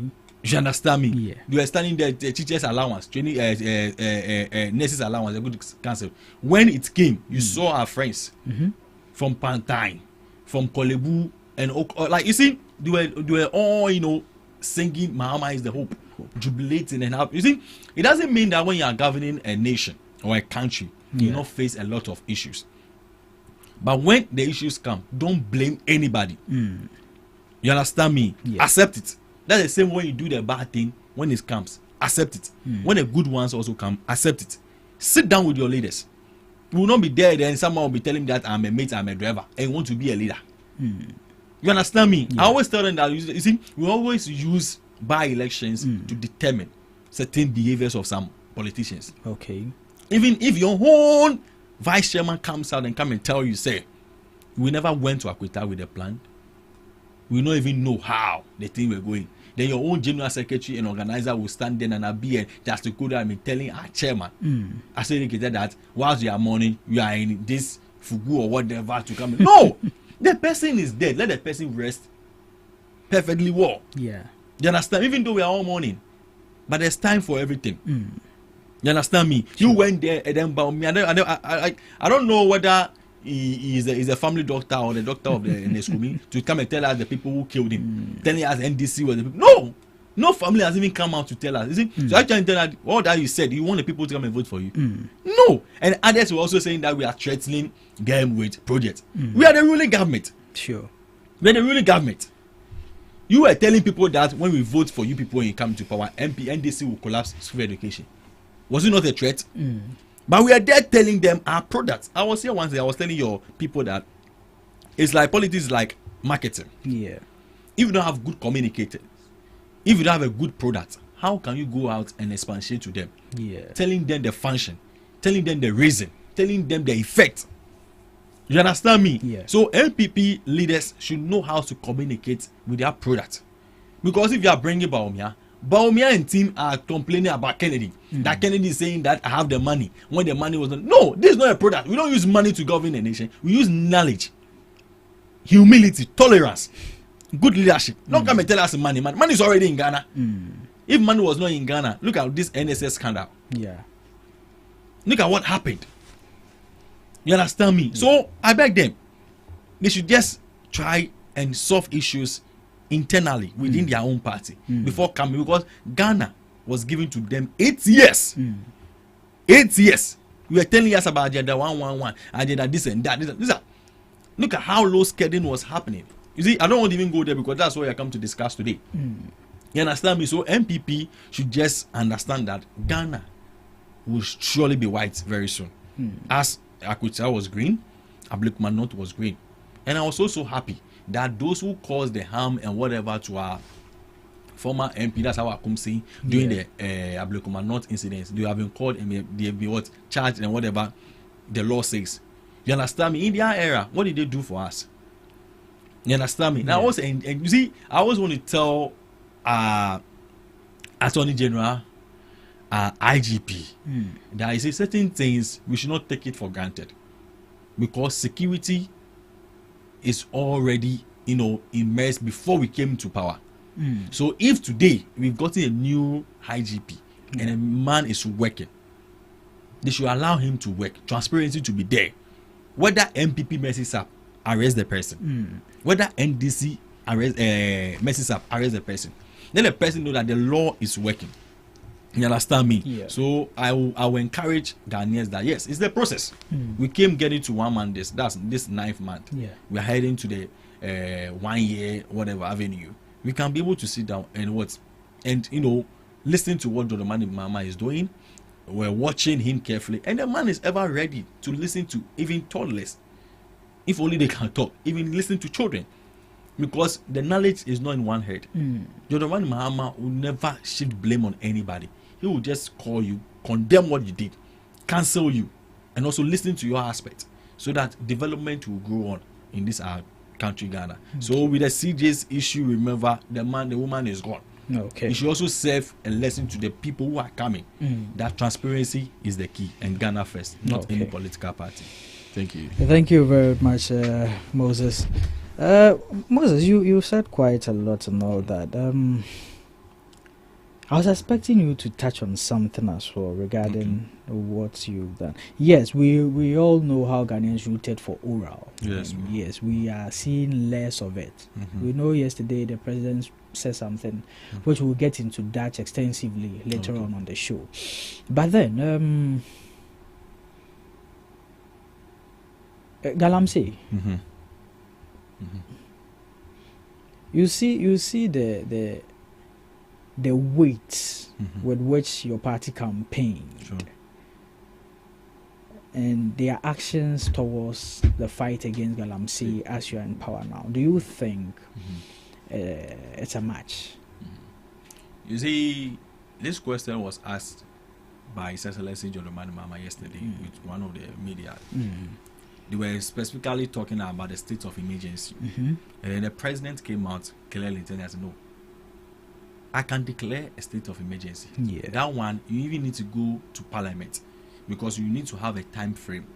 You understand me? And then secondly, there are law backing up. The police is there. The national security is there. The Ministry of Interior is there. You can see that we even brought in the blue water guard people. You are able to get 9 or 7 lands for you to be reserved for future. You understand me? Yes. You see, we are saying Galamsey is a joke, but 8 years. You see, I don't want to make any comparison because this one goes beyond political. We are dealing with human lives. You can see that some of the Tamale, some of the places, even their water is not even flowing. You understand me? Their food, when they go, reaping it, it comes with a metallic something like, you see, it is a whole lot. Sure. Whole lot. I was looking for something to have shown you, but I think you see, it is so sad that the president is trying his best. The harm was caused. Oh yeah, it's very, very. You see, the Lands Commission is not sleeping. The Ministry of Interior is not sleeping. The Ghana Armed Forces, the National Security. I bet you. You see, we'll solve Galamsey. When? Oh, we'll solve it. We are even solving it. It is a process. You understand me? So I can't tell you whether we'll finish it today or tomorrow. As I stated, we are dealing with human beings. You understand me? We are dealing with human beings. And I want to state it clear.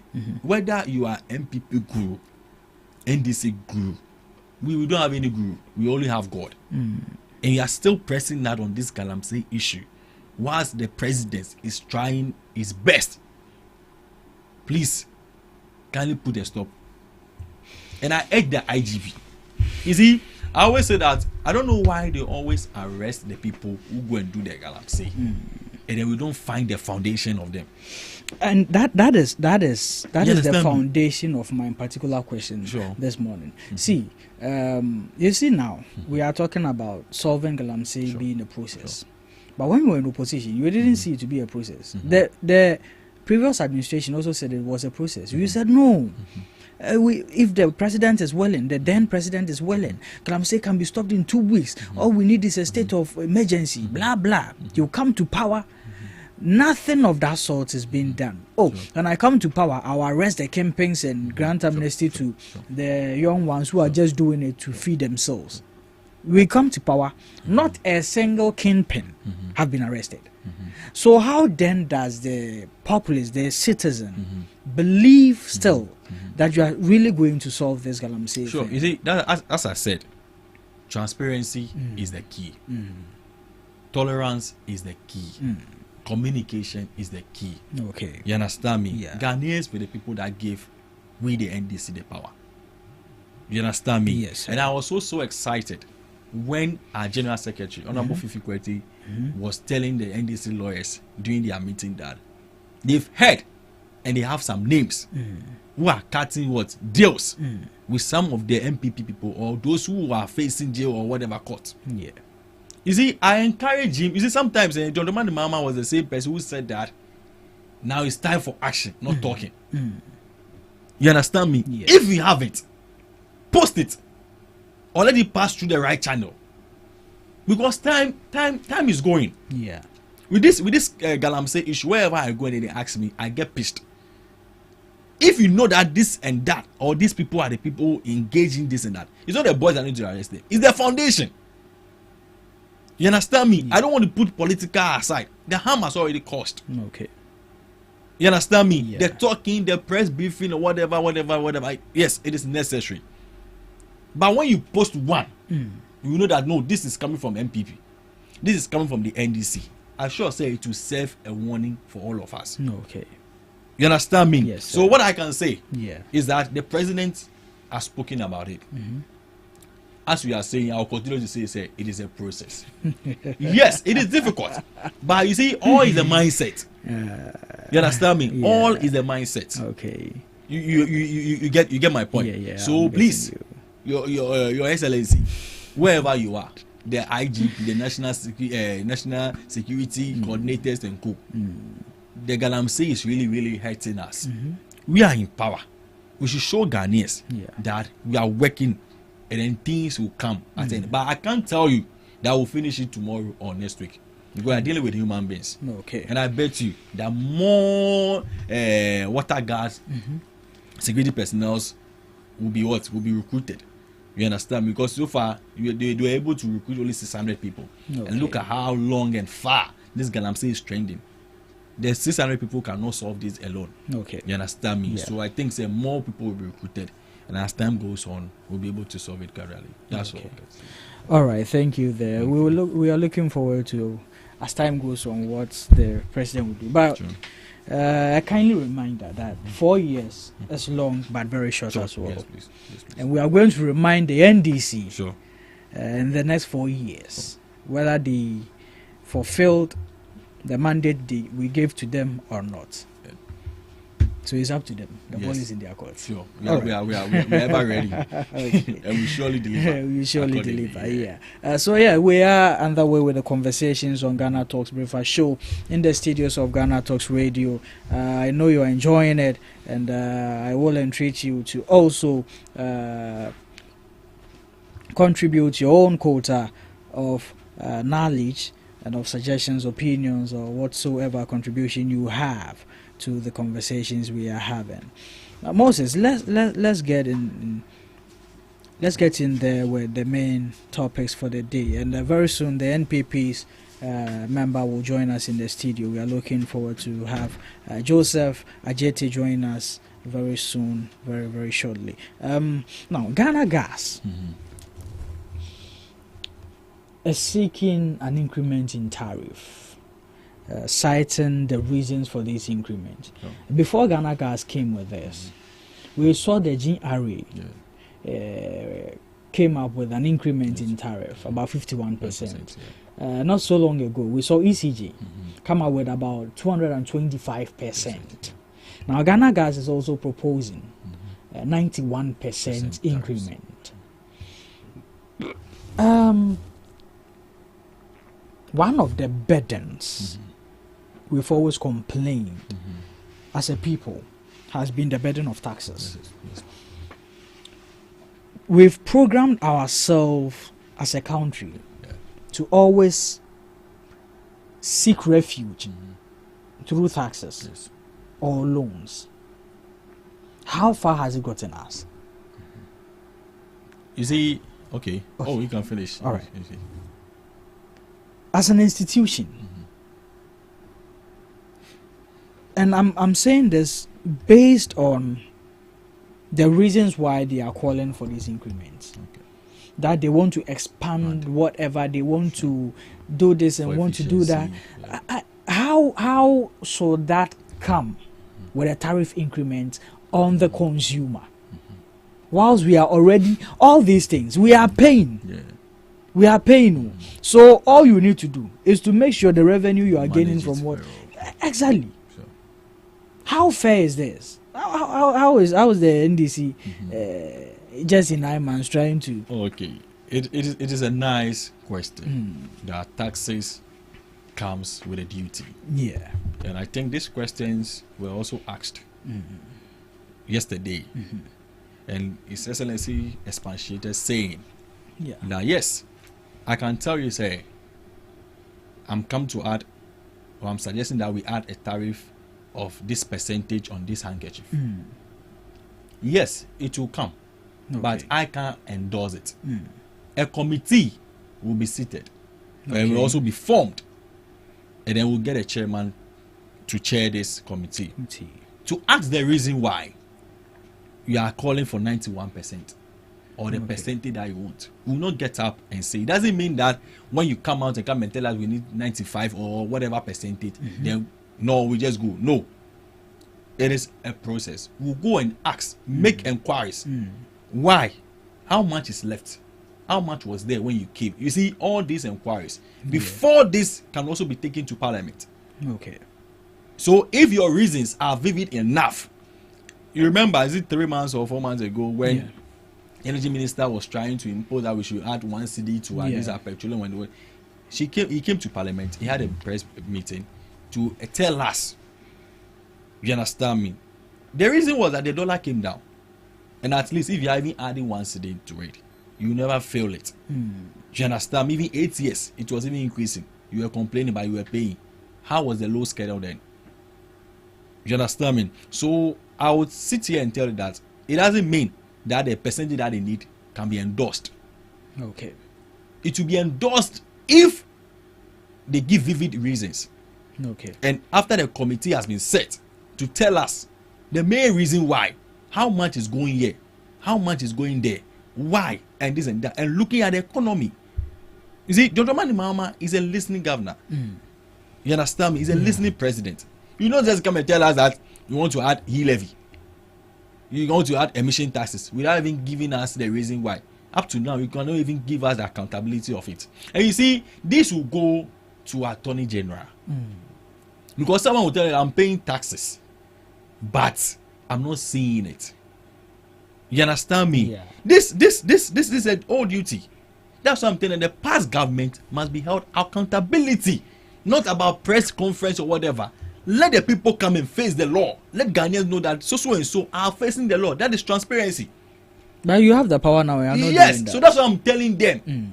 I'm also serving, like, as a warning, not a threat. Okay. Because as you said, 4 years will come very soon. Oh. Yeah, very, very soon. Will come very soon. And up to now, if 2 or 3 people have not been faced the law, what are you going to tell the people? Because I was telling you earlier on that Ghanaians are not happy with this judicial system. Yeah. There's no trust there. So if you are appointed as a new Attorney General, show to Ghanaians. Well, now you have more than 2/3. You can do whatever you want to do. You are not going to witch hunt anybody. But let our people come. And I heard that most of the general secretary or whatever are threatening that when they also come to power to arrest our people. This is not logic. Why isn't it? Oh no, it's not logic. You see, why is it that when something is not favoring you and it's favoring Ghanaians, then you want to take it as a war? You understand me? This 91 tariffs that they are bringing, I'm sure it was stated. Honorable Buji Napo was telling Ghanaians the reason why. You understand me? He met the Minister of Finance. But it has not been confirmed. It's just something that has gone on paper. Okay. But it will be it will pass through the right process. If it's vivid, and then we are saying, I can tell you, since these 9 months that we came, how many doomsaw have you felt? How many doomsaw? Like, like we should all be sincere to ourselves. Yeah. How many than the past? They are telling Ghanaians, say, Yetisikaso back come there. But face, when I came to Ablekuma, it wasn't easy in March. You understand me? It wasn't easy. The light off and this and that, but how many? You see, when you go to the barbering shop, the seamstress and the hairdressers, how many people can tell us that since John Mani Mahama came, doomsaw is happening? You understand me? Abu Jinapo is not like former energy minister Matupu and come and tell us that you should go and form your own timetable. More people voted for you. Why is the Ghana Gas demanding for 91 tariffs? For efficiency. You understand me? Yeah. I'm paying taxes and I'm not feeling it. Do you expect me to be happy? No. He or she can vote against you. You understand me? For transparency, I'll come and give account to you. If the 1 cedi has even been added, no, it has not been added so far. You understand me? Are you talking about the D levy? Yeah. Always been added. Oh no. Always been added. See, my brother, young brother, I'm coming. You see, with some of the tariffs that they wanted to add, you understand me? Yeah. If NDC brought it and we are not feeling it, my brother, I don't think that you and I will be seated here talking about this. You understand me? Good. And how much is even the petrol now? 1 liter. Yeah. Are we seeing drivers coming out to come and shout or come and say I'm going on demonstration? No. You understand what I'm talking about? So it is a process. Yeah. The 91, yes, it has come, but it has not been endorsed that 91% or whatever for us to get a sufficient light or whatever. Yeah. You understand me? Yeah. So you see, is it the one plant that was shut 2 weeks ago that doing the maintenance? Is it what was the name? I forgot the name of that district or whatever plant. Yeah. Even it's still on maintenance. I think it's for 10 days. But still, we are still having sufficient light. You understand me? Yeah. So I beg Ghanaians that this should not be in a form of politics. If you are paying taxes, you are not seeing it. Yeah. Yes, you have a right to ask. But this is a trusted government. This is a resetting agenda government. Sure. That we are making things, to be felt, seen, and be heard nicely. For them to know that we are not here to just put dust into their eyes. We are not here to impose taxes on them. No, we are not here. So far, even when the finance minister went to parliament to tell us the budget, how many taxes was even imposed? Okay. But are still running the economy. Okay. You understand me? Yeah. We are showing Ghanaians that yes, there's money here in Ghana. We are using it wisely. If we are getting shortage, who are we going to fall on? You understand me? By that doesn't mean we are planning to try and just impose unnecessary taxes on them. Yeah. Energy. Listen, Ghana Gas is giving us light, petroleum or whatever for our health sectors. Okay. You can see our health minister, Akano, is not sitting down. Even though one or two things. Honestly, I've been very impressed with him. Yes, he's not sitting down. You understand me? When the Rich Hospital issues came, if it was one minister, you not even let that association even come and apologize to me. But the man is very, very humble on it. And even ask them the things that they need. And he's still working on it to give it to them. You understand me? Yeah. So now we beg Ghanaians that yes, taxes may come when necessary. But we are not forcing or we are not trying to just punish them with taxes. We are moving. We are seeing what is happening. We've seen what has occurred. We are still trying to massage things. You understand me? Yeah. Yes, we are trying to just project or bring another plant that will support the plant that we have. Maybe that might be the cause. Okay. So that definitely it will create employment. Okay. Because we've learned 24 hours economy. Soon we will all see the launching there. You've launched a lot too, but yes. the execution is what we're waiting for. Yes. The Women's Bank, we've launched it. Yeah. Nothing. You see, that's what I'm saying. Sir Kennedy will tell you always that when they were going to start their free education, he told the president to wait, look at certain things. You understand me? You can be seated, you can be outside here, thinking that here is beautiful. Unless you enter here before you can tell that there's black there, there's white here. What does it mean? We are still in opposition. We are projecting what we are seeing. Yeah. It doesn't mean that when you are projecting what you are seeing, what's in opposition, you are seeing what is already there. You understand me? If Ghanaians did not vote for His Excellency John Dramani Mahama, how are we going to know that this NSS scandal? Look at the amount that was spent there. How? Until you enter into the shoes before you know that no, this one is nice, it is fitting me or not. If I'll remove it, I'll remove it. You understand me? Yeah. So as you said, the energy sector is helping our education system, light and whatever. During the era, you can hear schools from the Ashanti region, Eastern region. You understand me? Yeah. Bringing out videos. They need light to your control or whatever. But how is also there. You see, for you to have a stable, let me say, efficiency energy, you need to be tolerant. You need to be careful. You understand me? You need to be cooperative. Because all the energy, whilst we are here, we are depending on light. That's very true. You understand? And what we are also doing here, we are also educating our listeners and viewers through information. Okay. You understand? The communication ministry also fall in it. Education will also fall in it. Health will also fall in it. Security. You understand me? Yeah. So I think all these aspects, all these ministries were watched and listening. You understand me? Before even bringing this idea of 91 tariffs. But let's look at it from this angle. Because I think these institutions, these ministries, we are not holding them accountable enough. Now, me, the ordinary citizen, I've paid my tax already. You who are managing that tax I'm paying to you, you are mismanaging it. And when things go wrong, you turn around and bring the responsibility of that on my shoulders. Yes, How reasonable is that? Because, for instance, we need to start asking these technical questions. If they speak of a shortfall, how did you get a shortfall? What caused it? So, okay. And then we hold the reason for all these causes accountable. Yes. Because we know about the corruption in these institutions, this and that. Why are we not getting those monies from these people to solve these issues, but rather burdening the taxpayer with more taxes and more tariffs?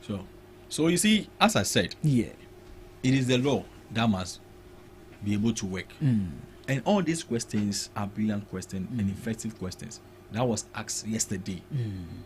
You understand me? By this journalist to our president. Okay. He's not a lawyer, but he's the one heading. If any mess causes, he's the one you are going to face. You understand me? That is why he was able to give the ministry a Supreme Court judge, lawyers, and the Attorney General, OSP, and co. You understand me? Then such cases were also asked, how far with the oral? Okay. How far with this and that? How far with some of the saga that we've heard or we've seen? It's still in process. He even stated that there are a lot of cases with the Attorney General. You see, you need to have a vivid and a solid evidence before you can be able to charge someone or persecute a person. You don't get up and be in the head say, "Wako we are winning." No. We should just let the law work. I can say that it will definitely come out positive, but just that. On say slow, like it is slowing down or whatever. We don't want any manipulation or whatever. You understand me? And even someone even asked the president that, so does it mean that if Kofi has stolen this amount of money and the person is facing the law, and Kofi said yes, I've stolen it. You understand me? I want to pay back. Does it mean that the person cannot face jail or any imprisonment? The person can feel it. Okay. You understand me? You pay. We'll take the money for it to be able to use to govern our country. Definitely there's a law backing up to serve as a warning to someone else. You understand me? But what I can say, and I'm urging the NDC, that if someone have stolen any money or have stolen any government property, expose the person. Okay. You understand? Because when someone go and steal at Ashama, steal at Tema, but you see the person being handcuffed, facing. Let the person come. You see, this is politics. So you understand me? Let the people know that NDC and MPP are not the same. Okay. You went round to every district, every constituency, every region, telling them that oral. And I'm sure that because of oral, most of the people voted. Oh, I'm telling you. You understand me? So I will encourage. Yes, I will encourage the NDC oral. administration. Chief of staff is there. Attorney General is there. You see, all those that we have, expose the people. So that next 4 years, I always say that 4 years is just 4 hours in front of us. Exactly. So that when you're also doing your manifesto, or you're standing somewhere on a stage telling that reason why I want you to vote for me 2028, these are the people I arrested. This is the woman I arrested on these charges. He's facing jail number of years. This is what we call accountability. You understand me? Yes, nobody is telling you not to tell us the issue at hand about this oral. But let Ghanaians see that Kofi or Ama. Someone was saying, yesterday Gifty is working there. And I was even told that he has gotten some deputy about this Ghana sports or whatever. She's still there. Someone like this is still working. But someone will tell you that, you will tell that the person has not been invited. You tell that the law. You see, we've gotten to extend a point that we've gotten to too lenient. You understand me? You see, you need to just work. If there's some constitution, there's some part of the constitution that we need to amend. We are a majority. Let's ask come wisely, amend it or amend it or whatever. That will favor the people too on Ghanaians. My friend was telling me that Kofi Moses, are you sure to tell me that if Ama or Kofi are stealing this amount of money, they will be Kofi working? No, exactly. So it's like in Ghana now, if you attach yourself it's into like politics, the law favors some people. That's it. It only works against a certain. You understand me? Group of You see, people. so my friend was telling me that Moses. So when Afenyo Magis and Co went on demonstration and you saw it on camera, that he slapped the face of the police, why can't he be arrested? And I'm still asking this question as a good communicator. You see, this thing will come back hunting us, because instantly the police has the audacity to arrest because you're in uniform. I don't care whether you are the MP or whatever. And then you are thinking that you're a lawyer. You see, these are some of the things that when we go out, we find it difficult to expatiate. Me, I'll not come and sit anywhere and come and defend my party when it's doing wrong. Because Ghanaians, we also went to ghettos. When you stood on stage telling people that this and that is going on, then when you are in power now, what are you trying to tell us? How can we go to the same people to tell them that, oh, we yachino, for the person to know, say no. We have far difference between these two political parties. So we beg the NDC and we beg the Attorney General to just see, we have a lot of judges. Every year we see lawyers and whatever passing out from school. Just give them their job. If they don't have experience, guide them. You understand me? For you see, it's time for us to tell Jojomani Mahama that we've heard enough talks about this arrest and whatever. You understand me? If a whole Chief Justice can go and solve a case 1 day or 2 days, how much more this? You understand me? You see, I beg him. He's a listening president, and we are in to reset. Yes, the law must work, but we can quicken certain things because you brought it out without the evidence. You can't come and tell invite the person. Exactly. That is the question. Because without evidence, you can't come out and come and tell that this amount of money was this. And even the new National Service CEO now, even brought some scandal again. That even 1 year or 2 year babies or whatever. National Service. Submit the names. This is what we want. Submit the names so that the money will come back. At least we don't want in an era the National Service 2 months, 3 months they've not been paid. Sure. You understand? We don't want to start something that will do it nicely. That at the end, look at how Malik Basantali is going up and down. You are paying Zoom Lion people 200 cedis. Now they are taking 1,002. If you don't collect this money from these people who have stolen government property or whatever, how do you expect it? Like, how do you expect it to be effective? You don't want a time will come, then they will hit on the streets. Our money is not in, and this and that is not in. While the money is in people's pockets, I can't go arrest the person. You are in law firm. You've given the power and the position to do so. The names should be published. They should face the law. If there's an open camera that we all need to watch, they should open it because this is Ghanaians. It is our money. Jodomani Mama, it is our money. We beg. We all suffer for this party to come to power. And look at the superior this thing. Imagine that we had even this by-election. Akutia should even tell us that we are still resetting. But if you are resetting, we are not bringing the people out. How do you expect us to go out and also go and defend you again? We beg you. Things are being slowed down because at least when you arrest 2 or 3 people, those who have been going around, look at Nanabi was also part. He's even there telling us that you see, as a whole lawyer, then people mentor. People are looking at you. You see, I don't know why lawyers who are well educated come out and play as if they are kids. You understand me? This is not helping our democracy. Sure. So Jodomani Mahama, to solve this kind of oral issues, yes, you gave a nice briefing yesterday about that. Attorney General, you said Attorney General have been coming to you, briefing you. Yes, we want actions to be taken. 9 months this. Why? If the whole 1 month you can't be 9 months, you can't be able to arrest 1 or 2 people. How do you expect us to also go forward? We beg you. So please, let's try and listen to Ghanaians. Then success will be ours. Okay. Thank you there, Moses. Moses. Yes, please. You see, one of the things we boast about as a country is our natural resources. Yes. And gold is one of the most valued resources we have in the entire world. Sure. And Ghana happens to be in the top 10 producing countries when it comes to gold in the world. Yeah. The funny thing about this whole thing is that even though we produce gold, we make less income out of gold. Yeah.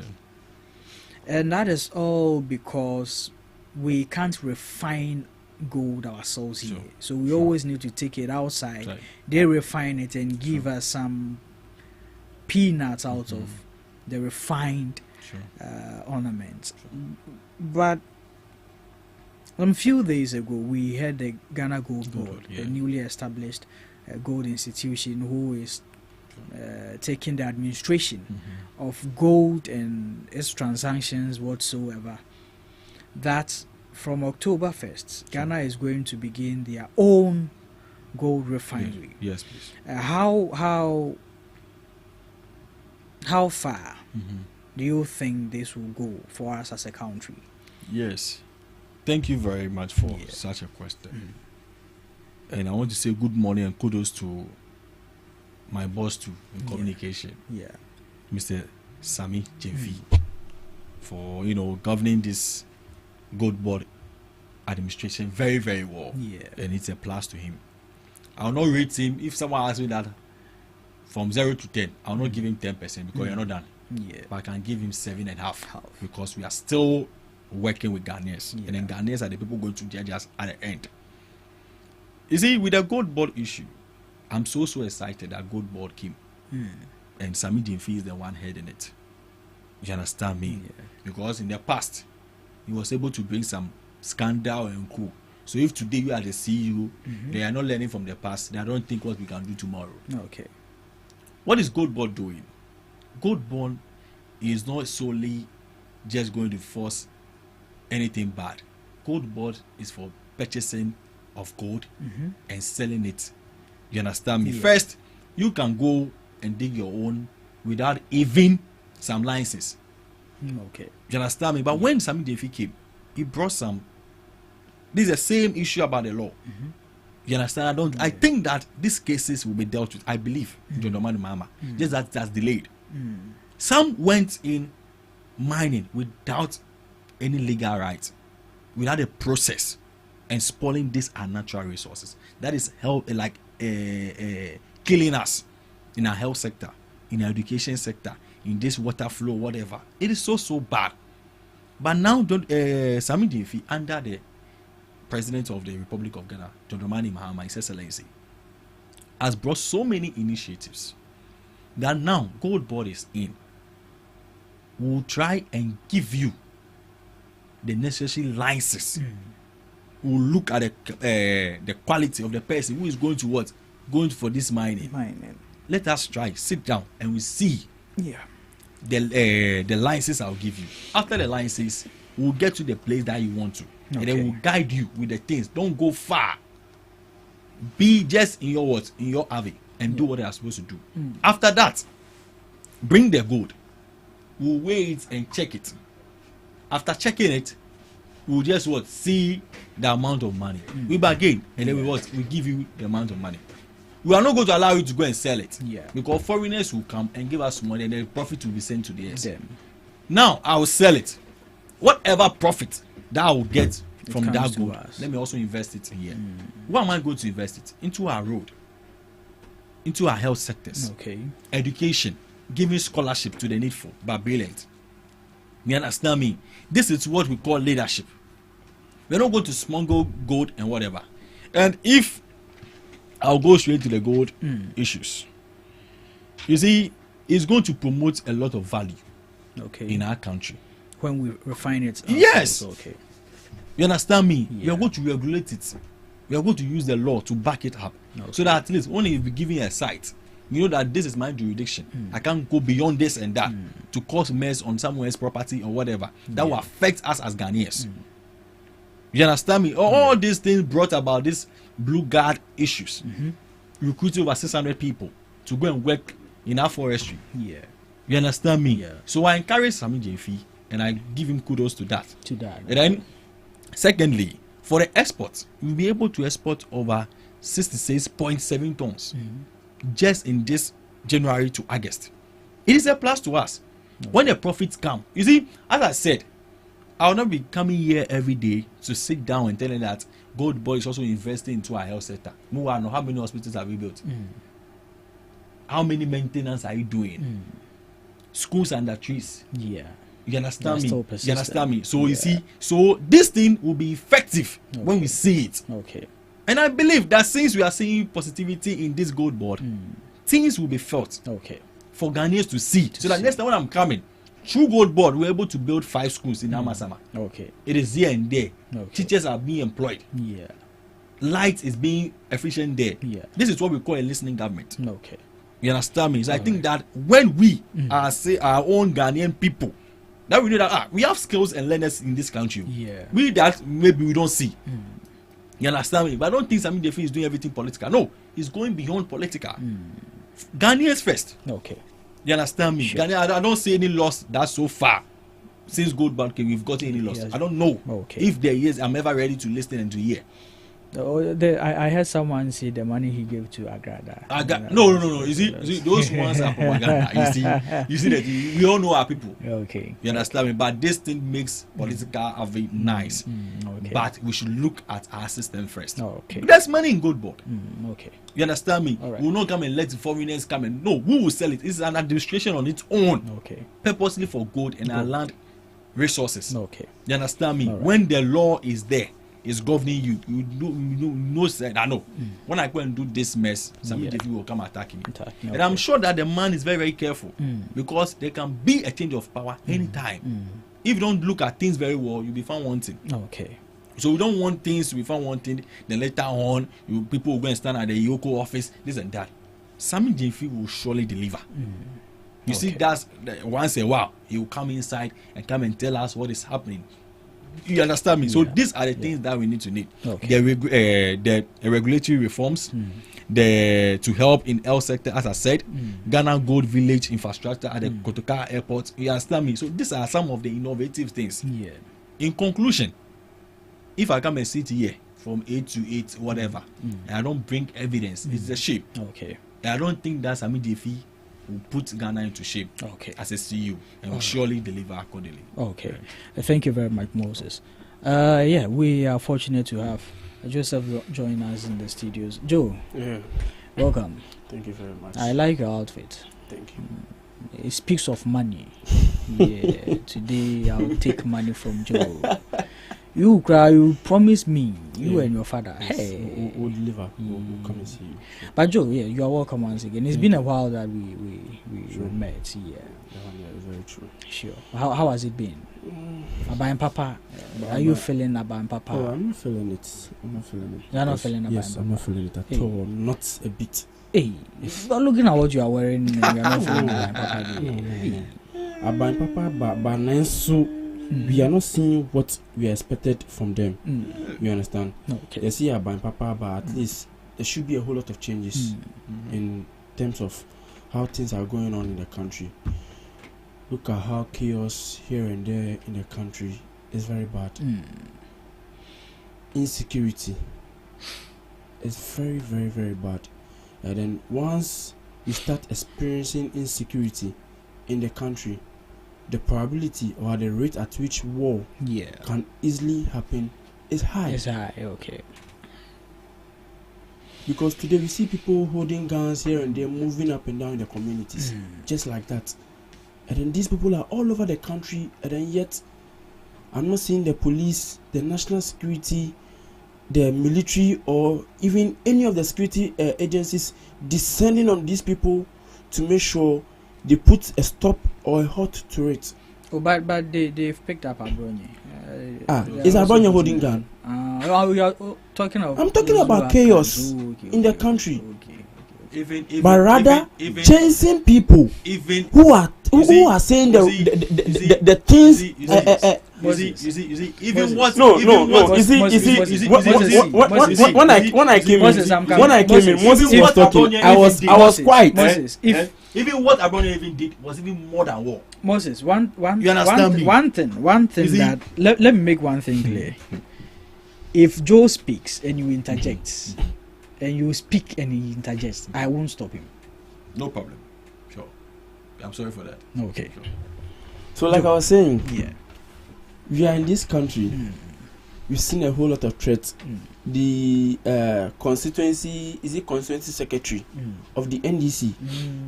I've forgotten the constituency, either Akutia or something like that. Threaten our minority leader and our chief whip. And yet, I have not seen or I'm yet to witness the IGP or the Ghana police issue a statement on that, or to even call them and have an issue and have a discussion with them towards that. Okay. We saw Azoka and his boys threaten my minority leader. Not just a common threat, but a life threat. And yet, nothing has been said about it. Okay. But Bronye said something about the IGP, and then he sent up his boys to go and arrest him. And he was put behind criminals. This thing, I don't know the name. I should Bulon Van. But they are taking him to court. No. They are taking him to court. Someone. We're in this country.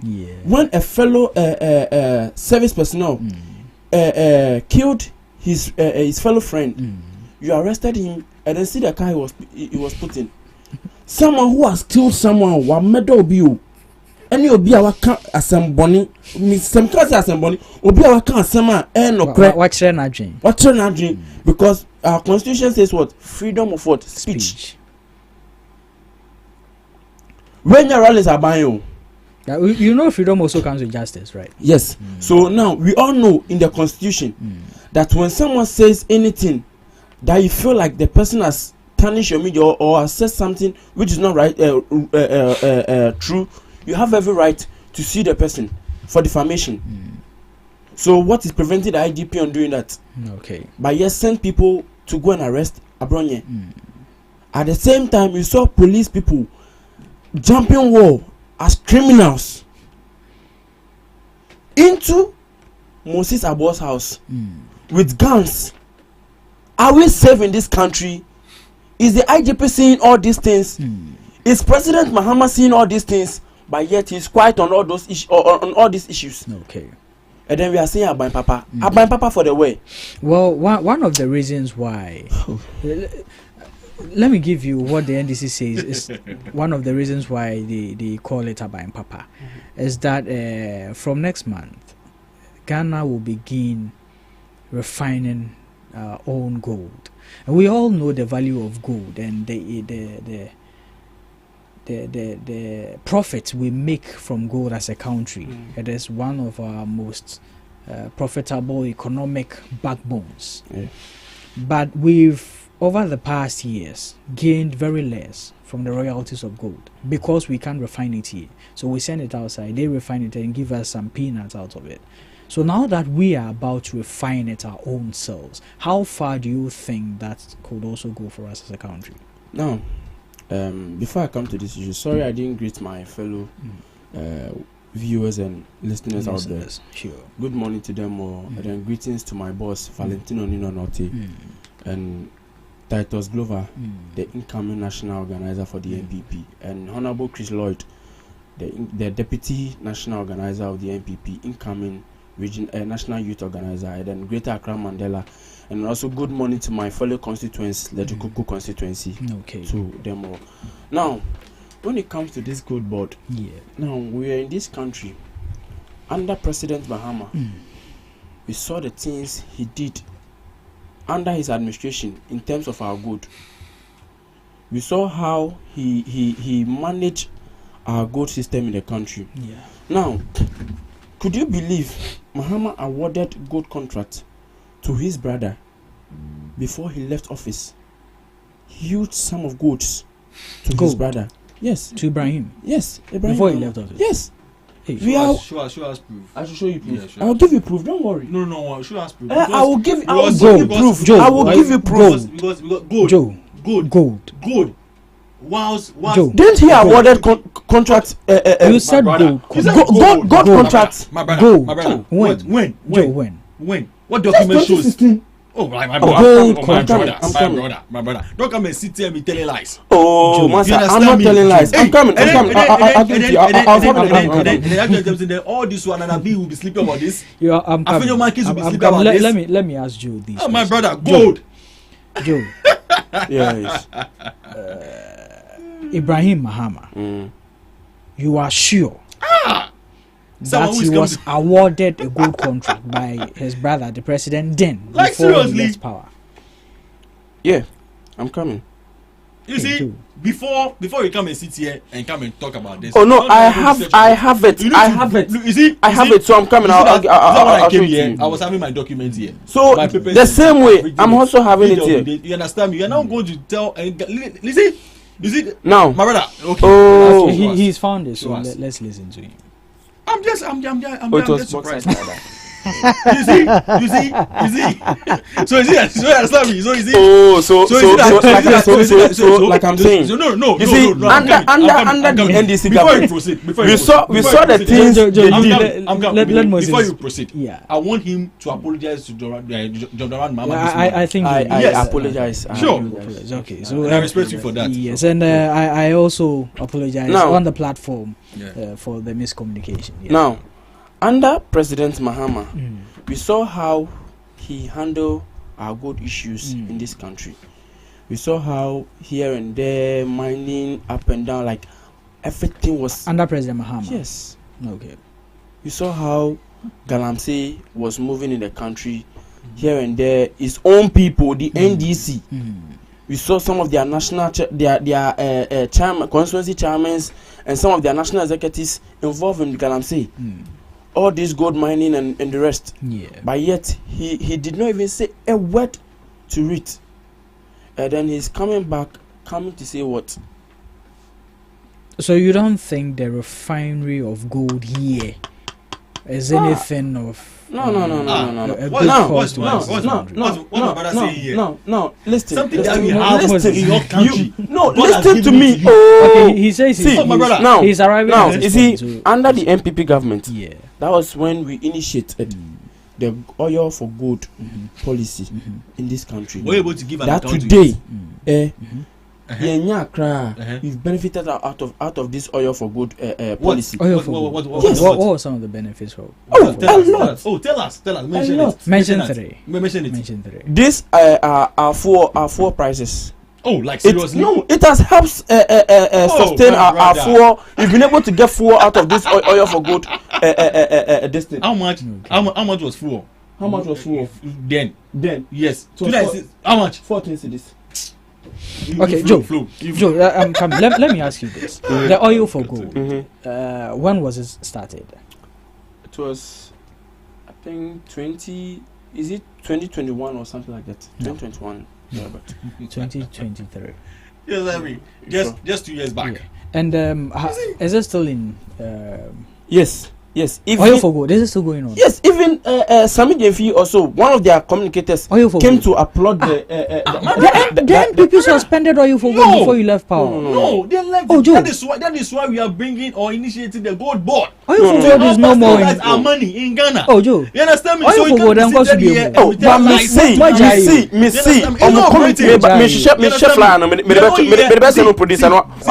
Okay, no problem. Did they give us accountability on oil for this thing? Did they give us? Did they tell us what they use it for? You see, I came here with evidence. Did you even lecture Ghanaians about what you brought? How much was that dollar rate then? Okay. I was so kind and cool people were telling you.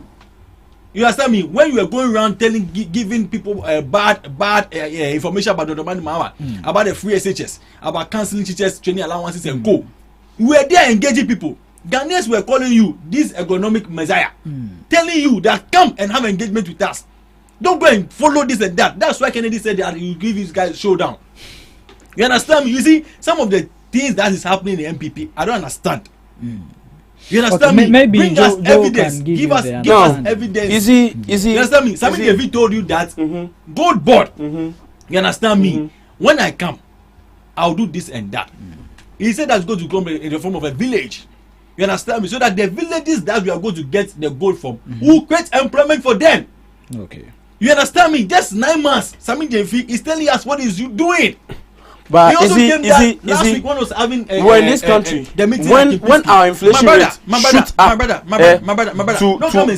an extent that we're not able to control it was this same oil for gold that was able to help subsidize our inflation rate. It was this same oil for gold that was able to help our energy sector. It was this same gold for oil for gold that was able to help us reduce our CD. That was able to help us see where dollar went to.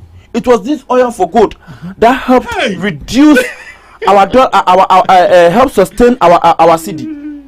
You understand? We've benefited out of this, and then I'm saying that your same communication officers came out, sat on media space, and then they were applauding Dr. Mahmoud Bawumia for this oil for gold. When? Really? Yes. When? I'm looking for I'm looking for the flyer. I'm looking for it. I think is it GH1, either GH1 or one of the media that published it. But let me ask this. Our brother was asking you, what did gold for oil did for Ghana in your era? But and that I've mentioned what? He said what? But let me ask. I'm coming. No schedule then. I'm coming. Moses, I'm coming. When were we having Joe? Let me ask. Let me ask this. Joe, let me ask this. You left Joe. See, I'm coming. Joe, let me ask this. I'm coming. If we're having gold for oil in Ghana, when NDC was living in power, we left a debt $1.7 billion. You are lying. I'm coming. You are lying. MPP, they left 70 billion just for 8 years. What did you do in our energy sector? Tell us. Since 8 months this, since 9 months this, NDC has come to power. Tell us. Anybody or any marketer, or any businessman telling us there's doomsday in Ghana. Okay, now let me ask you this. What are you telling my brother? I want to prove to my brother that he is lying. When they were in power, from 2012 to 2016, how much? We saw how rampant doomsday was in this country. My brother. We saw how rampant doomsday was in this country. What did you do? And then you cannot come and sit here and spread lies my brother, to the public that under your administration the lights were on. For where? Because I remember under the administration when you get to Nungwa, we have a place we call Coastal at Nungwa. I know it was under the administration that the Nungwa Coastal collapsed. Under your administration. See, when you came, that woman, she was a strong NDC woman. But today I'm telling you, that woman has crossed carpet from NDC to NDC because it was under John Dramani Mahama. From NDC to NDC. I said from NDC to NPP. Because it was under I'm coming. It was under NDC's administration that woman business collapsed. Because when you mention Coastal, when it comes to Accra, when you mention Coastal, the most popular place that we all know is Nwa Coastal. I know that very well. You're a liar. Me, I'm a liar. You're a liar. I'm telling you. I said, I'm telling you. Me, I'm saying it with authority. Because I used to stay at Nwa because not by then Chidima. Moses, you coming? Chidima Rentals. She's my grandmother. So way back in 2012 there. That was where I used to live. I used to live with my grandmother over there. So I know what I'm saying.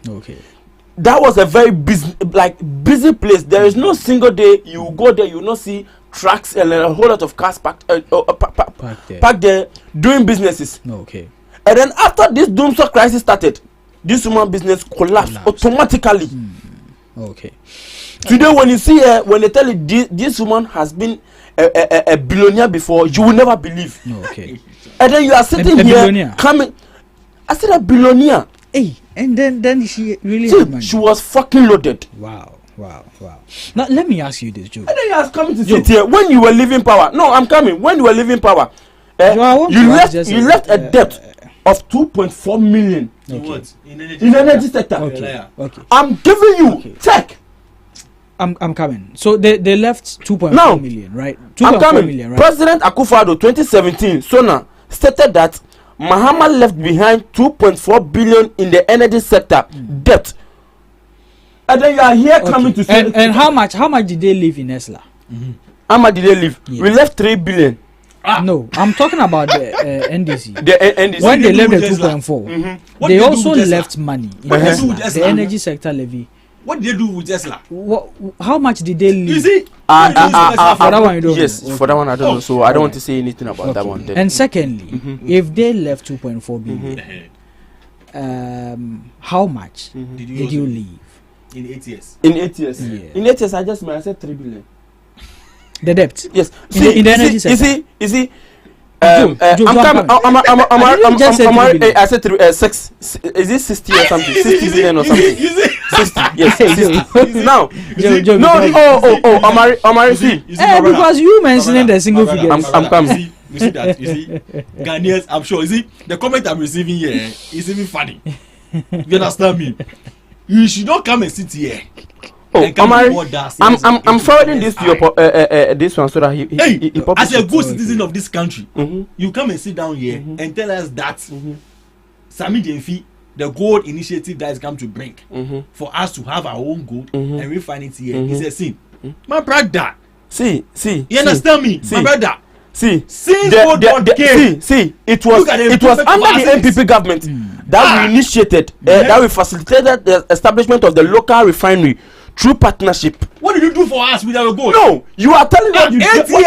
What did you do for the gold? I was just telling you that we initiated the oil for gold refinery. That was able to help us sustain light. Joe, we were able to sustain. I've been wanting to ask you this question. The oil for gold, you started it and you ended it.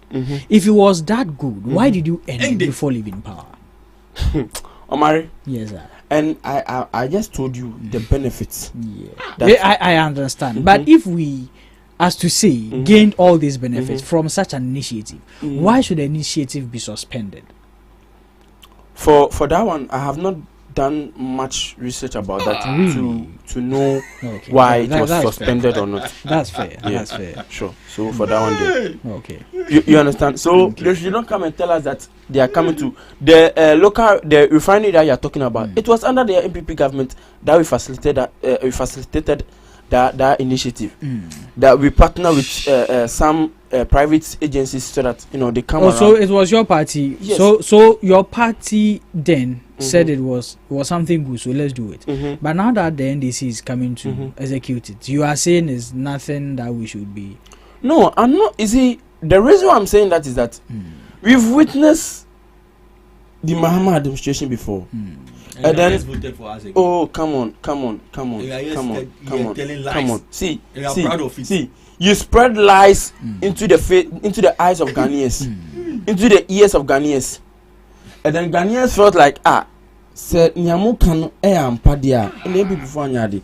But today, their communicators and some of their big men are applauding Dr. Mahmoud Bawumia and Nana Addo Dankwa Akufo-Addo's government for a lot of for the good things they've been able to do for the country. See, we're in this country when they came around telling Ghanaians that the National Cathedral and Akufo-Addo with this Akufo-Addo this after the audit, President Mahama himself came to apologize for spreading lies in the eyes of Ghanaians pertaining to the. When the president come out, you're asking me when? I'm asking you when. Maybe I don't know. Tell me when. You don't know. Oh, I don't know. As a regional communicator, you're telling me you don't know. My brother. Amari, if I'm lying, tell me I'm lying. If I'm lying, that President Mahama has come to talk about the National Cathedral issue. Even their own big men are even communicating, and then they are even saying that they are sorry for spreading lies in the eyes of Ghanaians pertaining to the National Cathedral issue. After you've not seen it. Yeah, I haven't. Omari. Omari. See, where the MY. Omari. All the things you are saying here is just a dust into Ghanaians. How is there dust? You understand me? But Joe, how can I have seen something that if oil for gas was operative, in your era, I don't think Bank of oil for gold. Oil for gold. I don't think the Bank of Ghana will just let it go for free like that, because we all need. See, no matter the color of party you are wearing, we are all Ghanaians. If something goes up, we're all going to go up. If it comes down, we're all going to be affected. Joe, do you know? You Okay, understand me? you said you didn't know why the go for oil policy was suspended, right? So let me brief you on that. On the day of accountability, we asked about that initiative. How much oil, how much gold do we send, and how much oil are we getting in return? They couldn't account for that. We asked the oil we are getting, what are we using it for? How has it been disbursed? What are the profits of these oils that can they pinpoint? We also didn't get that. We asked of who is in charge of these transactions. They couldn't tell. So that was the reason why. We don't even know. So one thing about the gold for oil is that the reason why they suspended it was financial loss. Some financial loss. And have you seen how much we lost? Can you mention the figure? That was that's 1.82 billion. 1.82 billion. You know that it was on yearly basis. This was just one of the years. The other year, how much was lost? All the information it's only 1 year. You have only seen one. Okay. I'll send you the rest. Okay. That you see. So now, aside that, also, you see, we initiated that policy so that it will help us sustain our CD, and then also, but it's check like the CD was still not stubborn. Trying to. Is he? All the economies No. You see, if my brother here is sitting here and then is coming to spread lies into the eyes of Ghanaians. We were here when IMF came out and told President Mahama that the reserve that Nana Addo Dankwa Akufo-Addo left, that they have taken, that they are going to pump in to try to stabilize this thing, it will affect us or it will cause harm to us in the coming years. Yeah. So I remember the then Bank of Ghana came out and said that if we want the dollar to come to even 1 cedi, he can make it. What is he going to do? Just going and then go and bring the reserve and then pump it. Which they said they've stopped. They've stopped it. And then at the end of the day, it's not going to help us. It was an artificial something. Yes. And then that was what President Mahama did. It wasn't artificial. They had a way to. That is what President Mahama did. And then he said dollar about 10 cedi. Says, where is the dollar? Dollar is around 12 cedis. Yeah, it's very true. You understand my point? Yeah. So if they are coming to spread lies in the eyes of Ghanaians, just coming to do some gimmick for Ghanaians to say, "Oh, Taliban with your more yard, Taliban with your more yard." See, we have witnessed President Mahama before. We know Mahama, because the same people he appointed during his tenure, these are the same people. Majority of them are still benefiting. So, what has changed? Okay. You understand my point? Yeah. What has changed? Okay. Nothing has changed. All right. Okay. He said that nothing has changed. The same Matu who could not even go and buy. Exactly. I know. The same Matu. What's the name? You said you are coming from Lejokuku, right? Yeah. I think the former health minister, what's the name? The one Bernard. Yes. Did you listen to his program on Joy News 2 days ago? No. He said that his Excellency John Mahama came very, very well prepared. You understand me? Your own, is it Patrick Boama? I respect that man very, very well. He said, I look for a president, not just a presidential candidate. He was telling your own party people. Your own former, is it Paul Foku? Afoko. Good. You see, listen to the people from your own houses.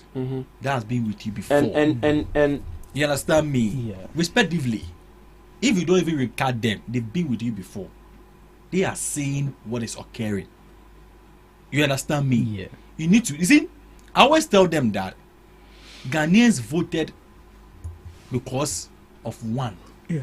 This oil, this gold for oil issue. Because you can't tell me that this administration, you don't have a supervisor. You don't have people who come and clean here. You don't even have genuine and transparent workers. Yeah. And I don't blame my brother here. I always tell to say, the law is the law.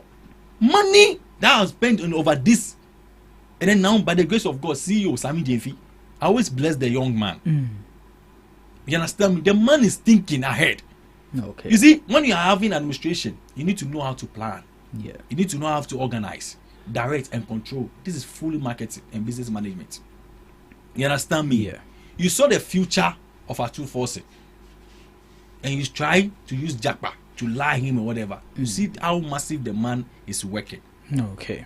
How many people have you heard so far coming out talking ill?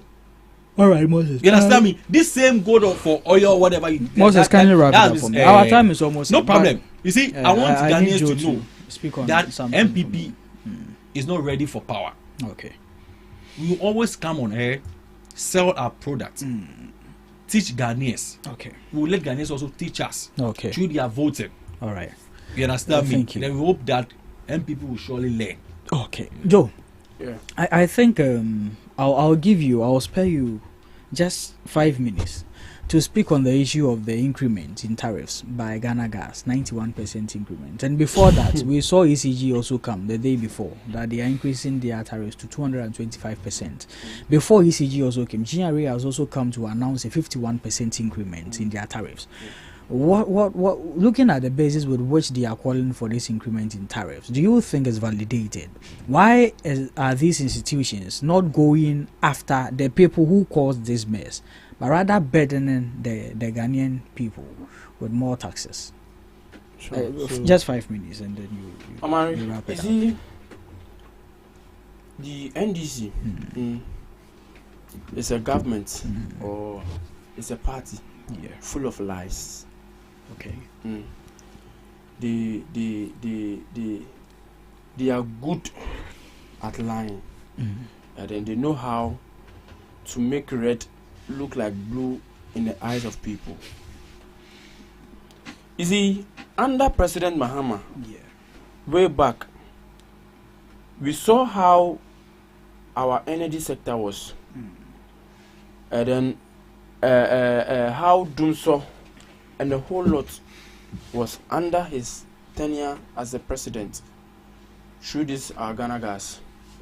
And then today, he came into power, and then they introduced the one levy, which they are taking.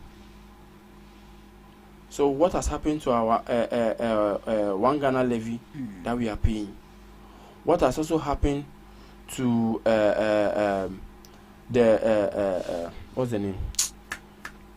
Oh, this thing.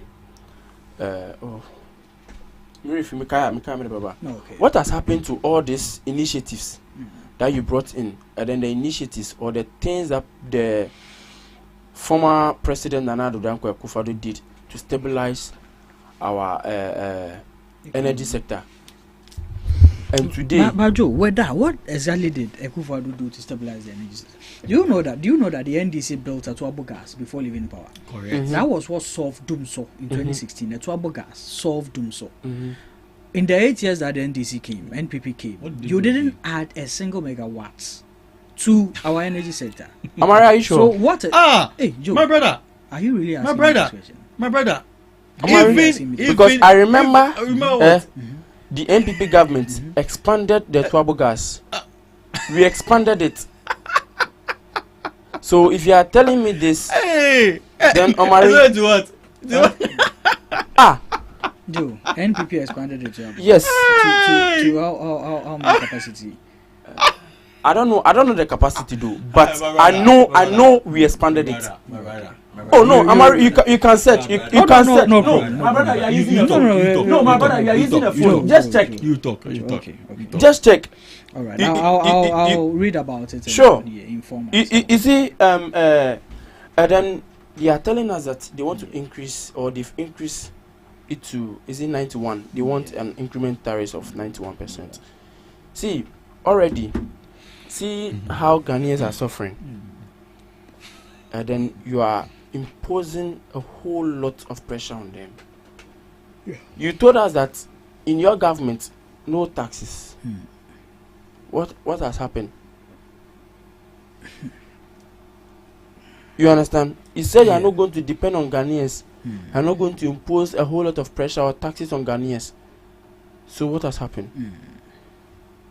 I used to buy lights 100 cedis and it takes me almost a month. But of late, when I buy it, even 2 weeks to famine do. You understand? 2 weeks and famine do. Oh no, I knew but Moses, could, with that, the ECG themselves have come to say that their meters are faulty and their wires are blah blah blah. They are transformed. See, you understand? The rate at which the light is. Yesterday, there was a fight in my compound. Really? Why was a fight? Because of light issue. And then the woman said, "Until I say, Oma to light 350.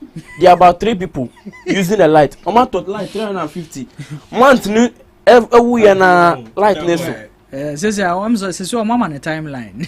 So why is it that then Omo argue plenty? So I had to go in there and tell the woman say, "Enyomo." Na ECG, I buy no, and I say, I buy no normal lights, you know. You understand? So if they are here coming to tell us that, so the one Ghana levy that they are taking from us, where is that money? What is the money being used for? You understand? Yeah. What is the money being used for? And then they are coming to impose a whole lot of tax on Ghanaians. Okay. You see, Mahama government has been a government of lies. Same way he told us that he's launching Mahama Care. He's going to help make sure we secure more funds in terms of our health sector. And then just recently, it's a big lie in a sense that just recently, the Kolebu SCU, is it ICU? ICU. Yeah, ICU. They said they need a tax of 5 Ghana. For every patient that comes, they need to pay 5 Ghana before they can then one something be. Okay. And I'm asking myself, what happened to the Mahama Care policy? Well, the Mahama Care is a no, he is no. You understand me? Masa. He said he is donating the money to help secure funds for the health sector. Oh my brother, it was specific. He said it was for dialysis and cancer patients. You saw dialysis and cancer. Oh my brother. So that is why he even told all the appointees to deposit their money there. Because they delayed. My brother. Omari, I want to ask a question. That if he's saying that on dialysis and cancer, and then I remember this dialysis and cancer, is it the National Health Insurance Card? It covers, it covers one, either the dialysis or cancer, something like one of them.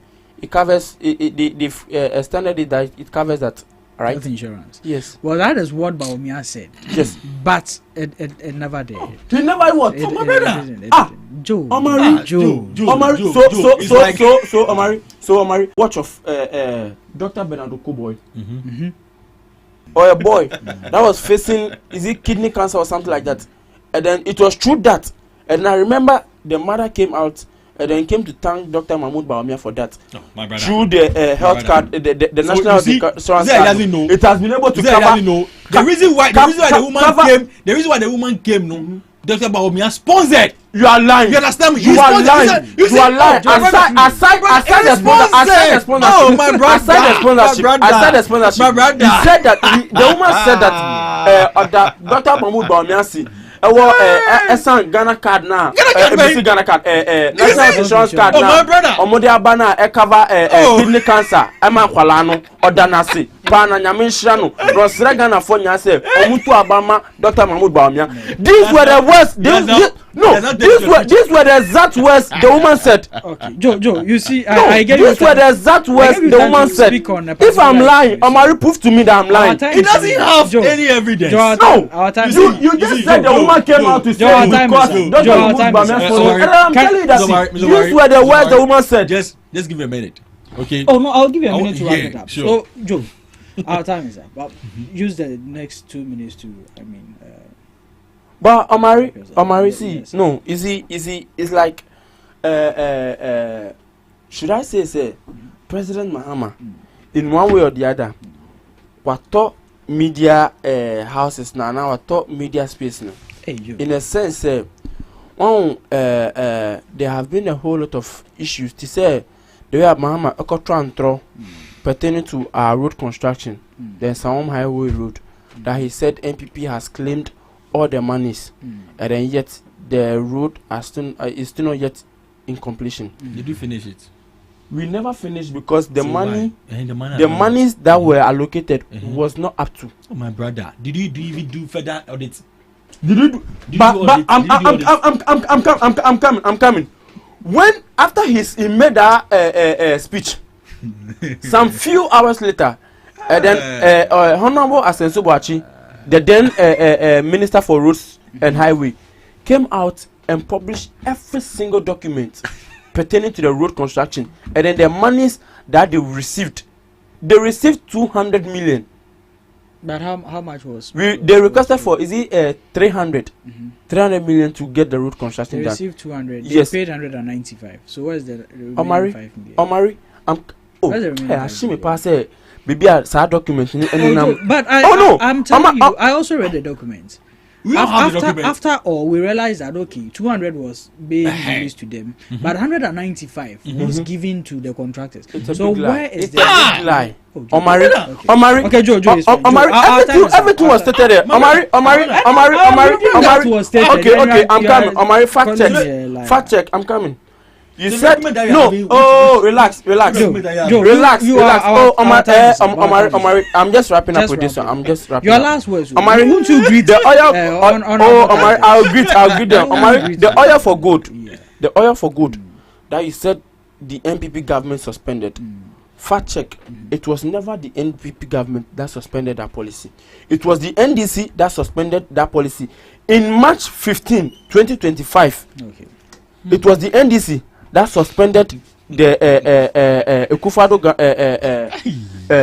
oil for good. First check. It was President Mahama that suspended it, not the NPP government. You understand? These were things that was being brought up, as I said earlier on, that we brought it up to come and help stabilize our city, stabilize our economy, and then also our energy sector. But after they suspended all these things, that was how come we started facing some crisis. I remember when President Mahama took office, some couple of days, or I think from February coming down to March there about, we started facing, April there about, we started facing the doomsday crisis more. Light back off, not light about. And then that was when they brought in that one levy policy, say we are bringing one levy to come and help stabilize the energy sector. If you have not suspended the oil for good, I think by now we will not be taking that one Ghana levy. Because they suspended it in March, and then it was in April that we started facing the doomsday levy. We started facing the doomsday. That was when they rushed to go ahead and implement the one levy policy. Okay. You understand? So why do you have to suspend it and then now come and then put pressure on Ghanaians to come and then pay one Ghana levy? Now from one Ghana levy, you need 91% tariff increment to stabilize the economy. Or the energy sector for us. Okay. Are we serious? Like, is Ghana going to be safe under this government? Okay, Joe, you see my producer is here. All he's saying is that my time is up. So greet the people you want to greet. So Omari, but I want my brother to apologize for Ghanaians, or to apologize to former President Nana Addo Dankwa Akufo-Addo for saying that he suspended the oil for good policy before leaving office. Okay. I want it because I've given you facts. Okay, we apologize for that. March 15th, 2025, and then the NDC, Mahama government, suspended that policy. They terminated it in March. Yes. The suspension was done before 2025. Never. When was the last time the go for oil transaction went on? That is why I'm saying Who was that the one? Who was the one heading it? I have not. Who was the one in charge of it? Who was the one? Who was the one? I don't know who was in charge. My of brother. it. No, You no, need to apologize for that. You need to apologize for that. Okay. You need to apologize for that. Now, also, I want to say, I want to greet my fellow Kukudites, my fellow patriots out there that coming January 31st is our primaries, presidential primaries, and then I'm That's urging. next year, right? Yes, that's next year, Okay. and I'm urging, and then I beg all delegates to come all out to vote for President Dr. Mahmoud Bawumia Oh, really? to be our next flag bearer and our next president for the Republic of Ghana. Okay. Because he is a fine candidate, he is a winnable candidate, he is a marketable candidate that we can be able to send to the 2028 election and win power for the NPP and for Ghana. Okay. So that we can be able to secure we can be able to save Ghana from the NDC incompetent government. Okay. So I'm urging all Ghanaians and all party faithfuls to rally behind Dr. Mahmoud Bawumia. And then also our national organizer in the person of Titus Glover. And then our national youth organizer Chris Lloyd to come and lead the party. And then Greater Accra Mandela for the youth organizer to help us recover all losses from the NDC government, the incompetent NDC government. Yeah. All right. That's Thank you what very, I'm Joseph. Moses, your last words. Yeah. Before we close. You see, Moses, that's not a rebuttal. It's your last words. But he need to apologize. He need to apologize before for that. I'll give my last words. We are in to educate Ghanaians. Okay. And we are in to receive positive feedback and any negative feedback for us to be structured very well. My brother here came here without no facts or figures. We are talking about me apologizing to the former president. I'll state it to you that the day I'll apologize is the day that you come and give me accountability. You understand me? Okay. Jodwamani Mahama will never wake up to suspend or to terminate any of these gas for oil or whatever, gold for oil or whatever, without investigating. You understand me? Okay. So good. Secondly, what was you were taking amount of money about the Pokwasi road. Look at that, this huge amount of money that was given to you. What did you use it for? Okay. You see, I always say that I'll not blame him because we are all waiting for the Attorney General. Things that must be said and must be done accordingly. So why is it that the Pokwasi interchange? Why is it that the But what I Pokwasi want to say is that after President Mahama came out and said that lies, when Asensu Boachi also came out to debunk that, why is that the Joe, you are not being fair. You are not being fair. When you were speaking, he didn't. No, when you were saying your last words, he was very quiet. He's spreading lies. He was in very the eyes of quiet, Ghanaians. Joe. And then I'm telling him Ghanaians have listened to you. They've listened to you. They will know which one to take. When President Mahama made that statement pertaining to the Pokwasi Amasaman road, when Asensu Boachi came out to debunk that he has not come out again to come and defend. I'm waiting for Ofosu Kwachi to come and defend that. But till now, it's been 2 weeks or 3 weeks now. He has not been even able to issue one communique. Okay. But they don't communicate. What is your last words? Great. I wish the NDC comrades all the best. And our directors, our ministers, we're all wishing them all the best. And what I want to say to my cherished honorable mayor, I love the man very, very well. He's seriously working. Okay. They'll, even though you're dealing with human beings, this one I was not stop saying it. Human beings are difficult. Sure. But the truth must be done and must be said accordingly. The Greater Accra Regional Minister, Honorable Linda Aklu, is also doing well. And then I wish Ghana nothing but the best. Okay. And I want to tell Ghanaians that we are all seeing what the MPP did or what they are doing currently. John Dramani Mahama is not asleep. Okay. We just came in for 9 months. We've done a lot of things that even Ghanaians are even happy of. 2 days ago when I saw the drivers at Pokwasi Interchange that went round inspecting and they are seeing improvement. they themselves said MPP sat 8 years. They did not even finish.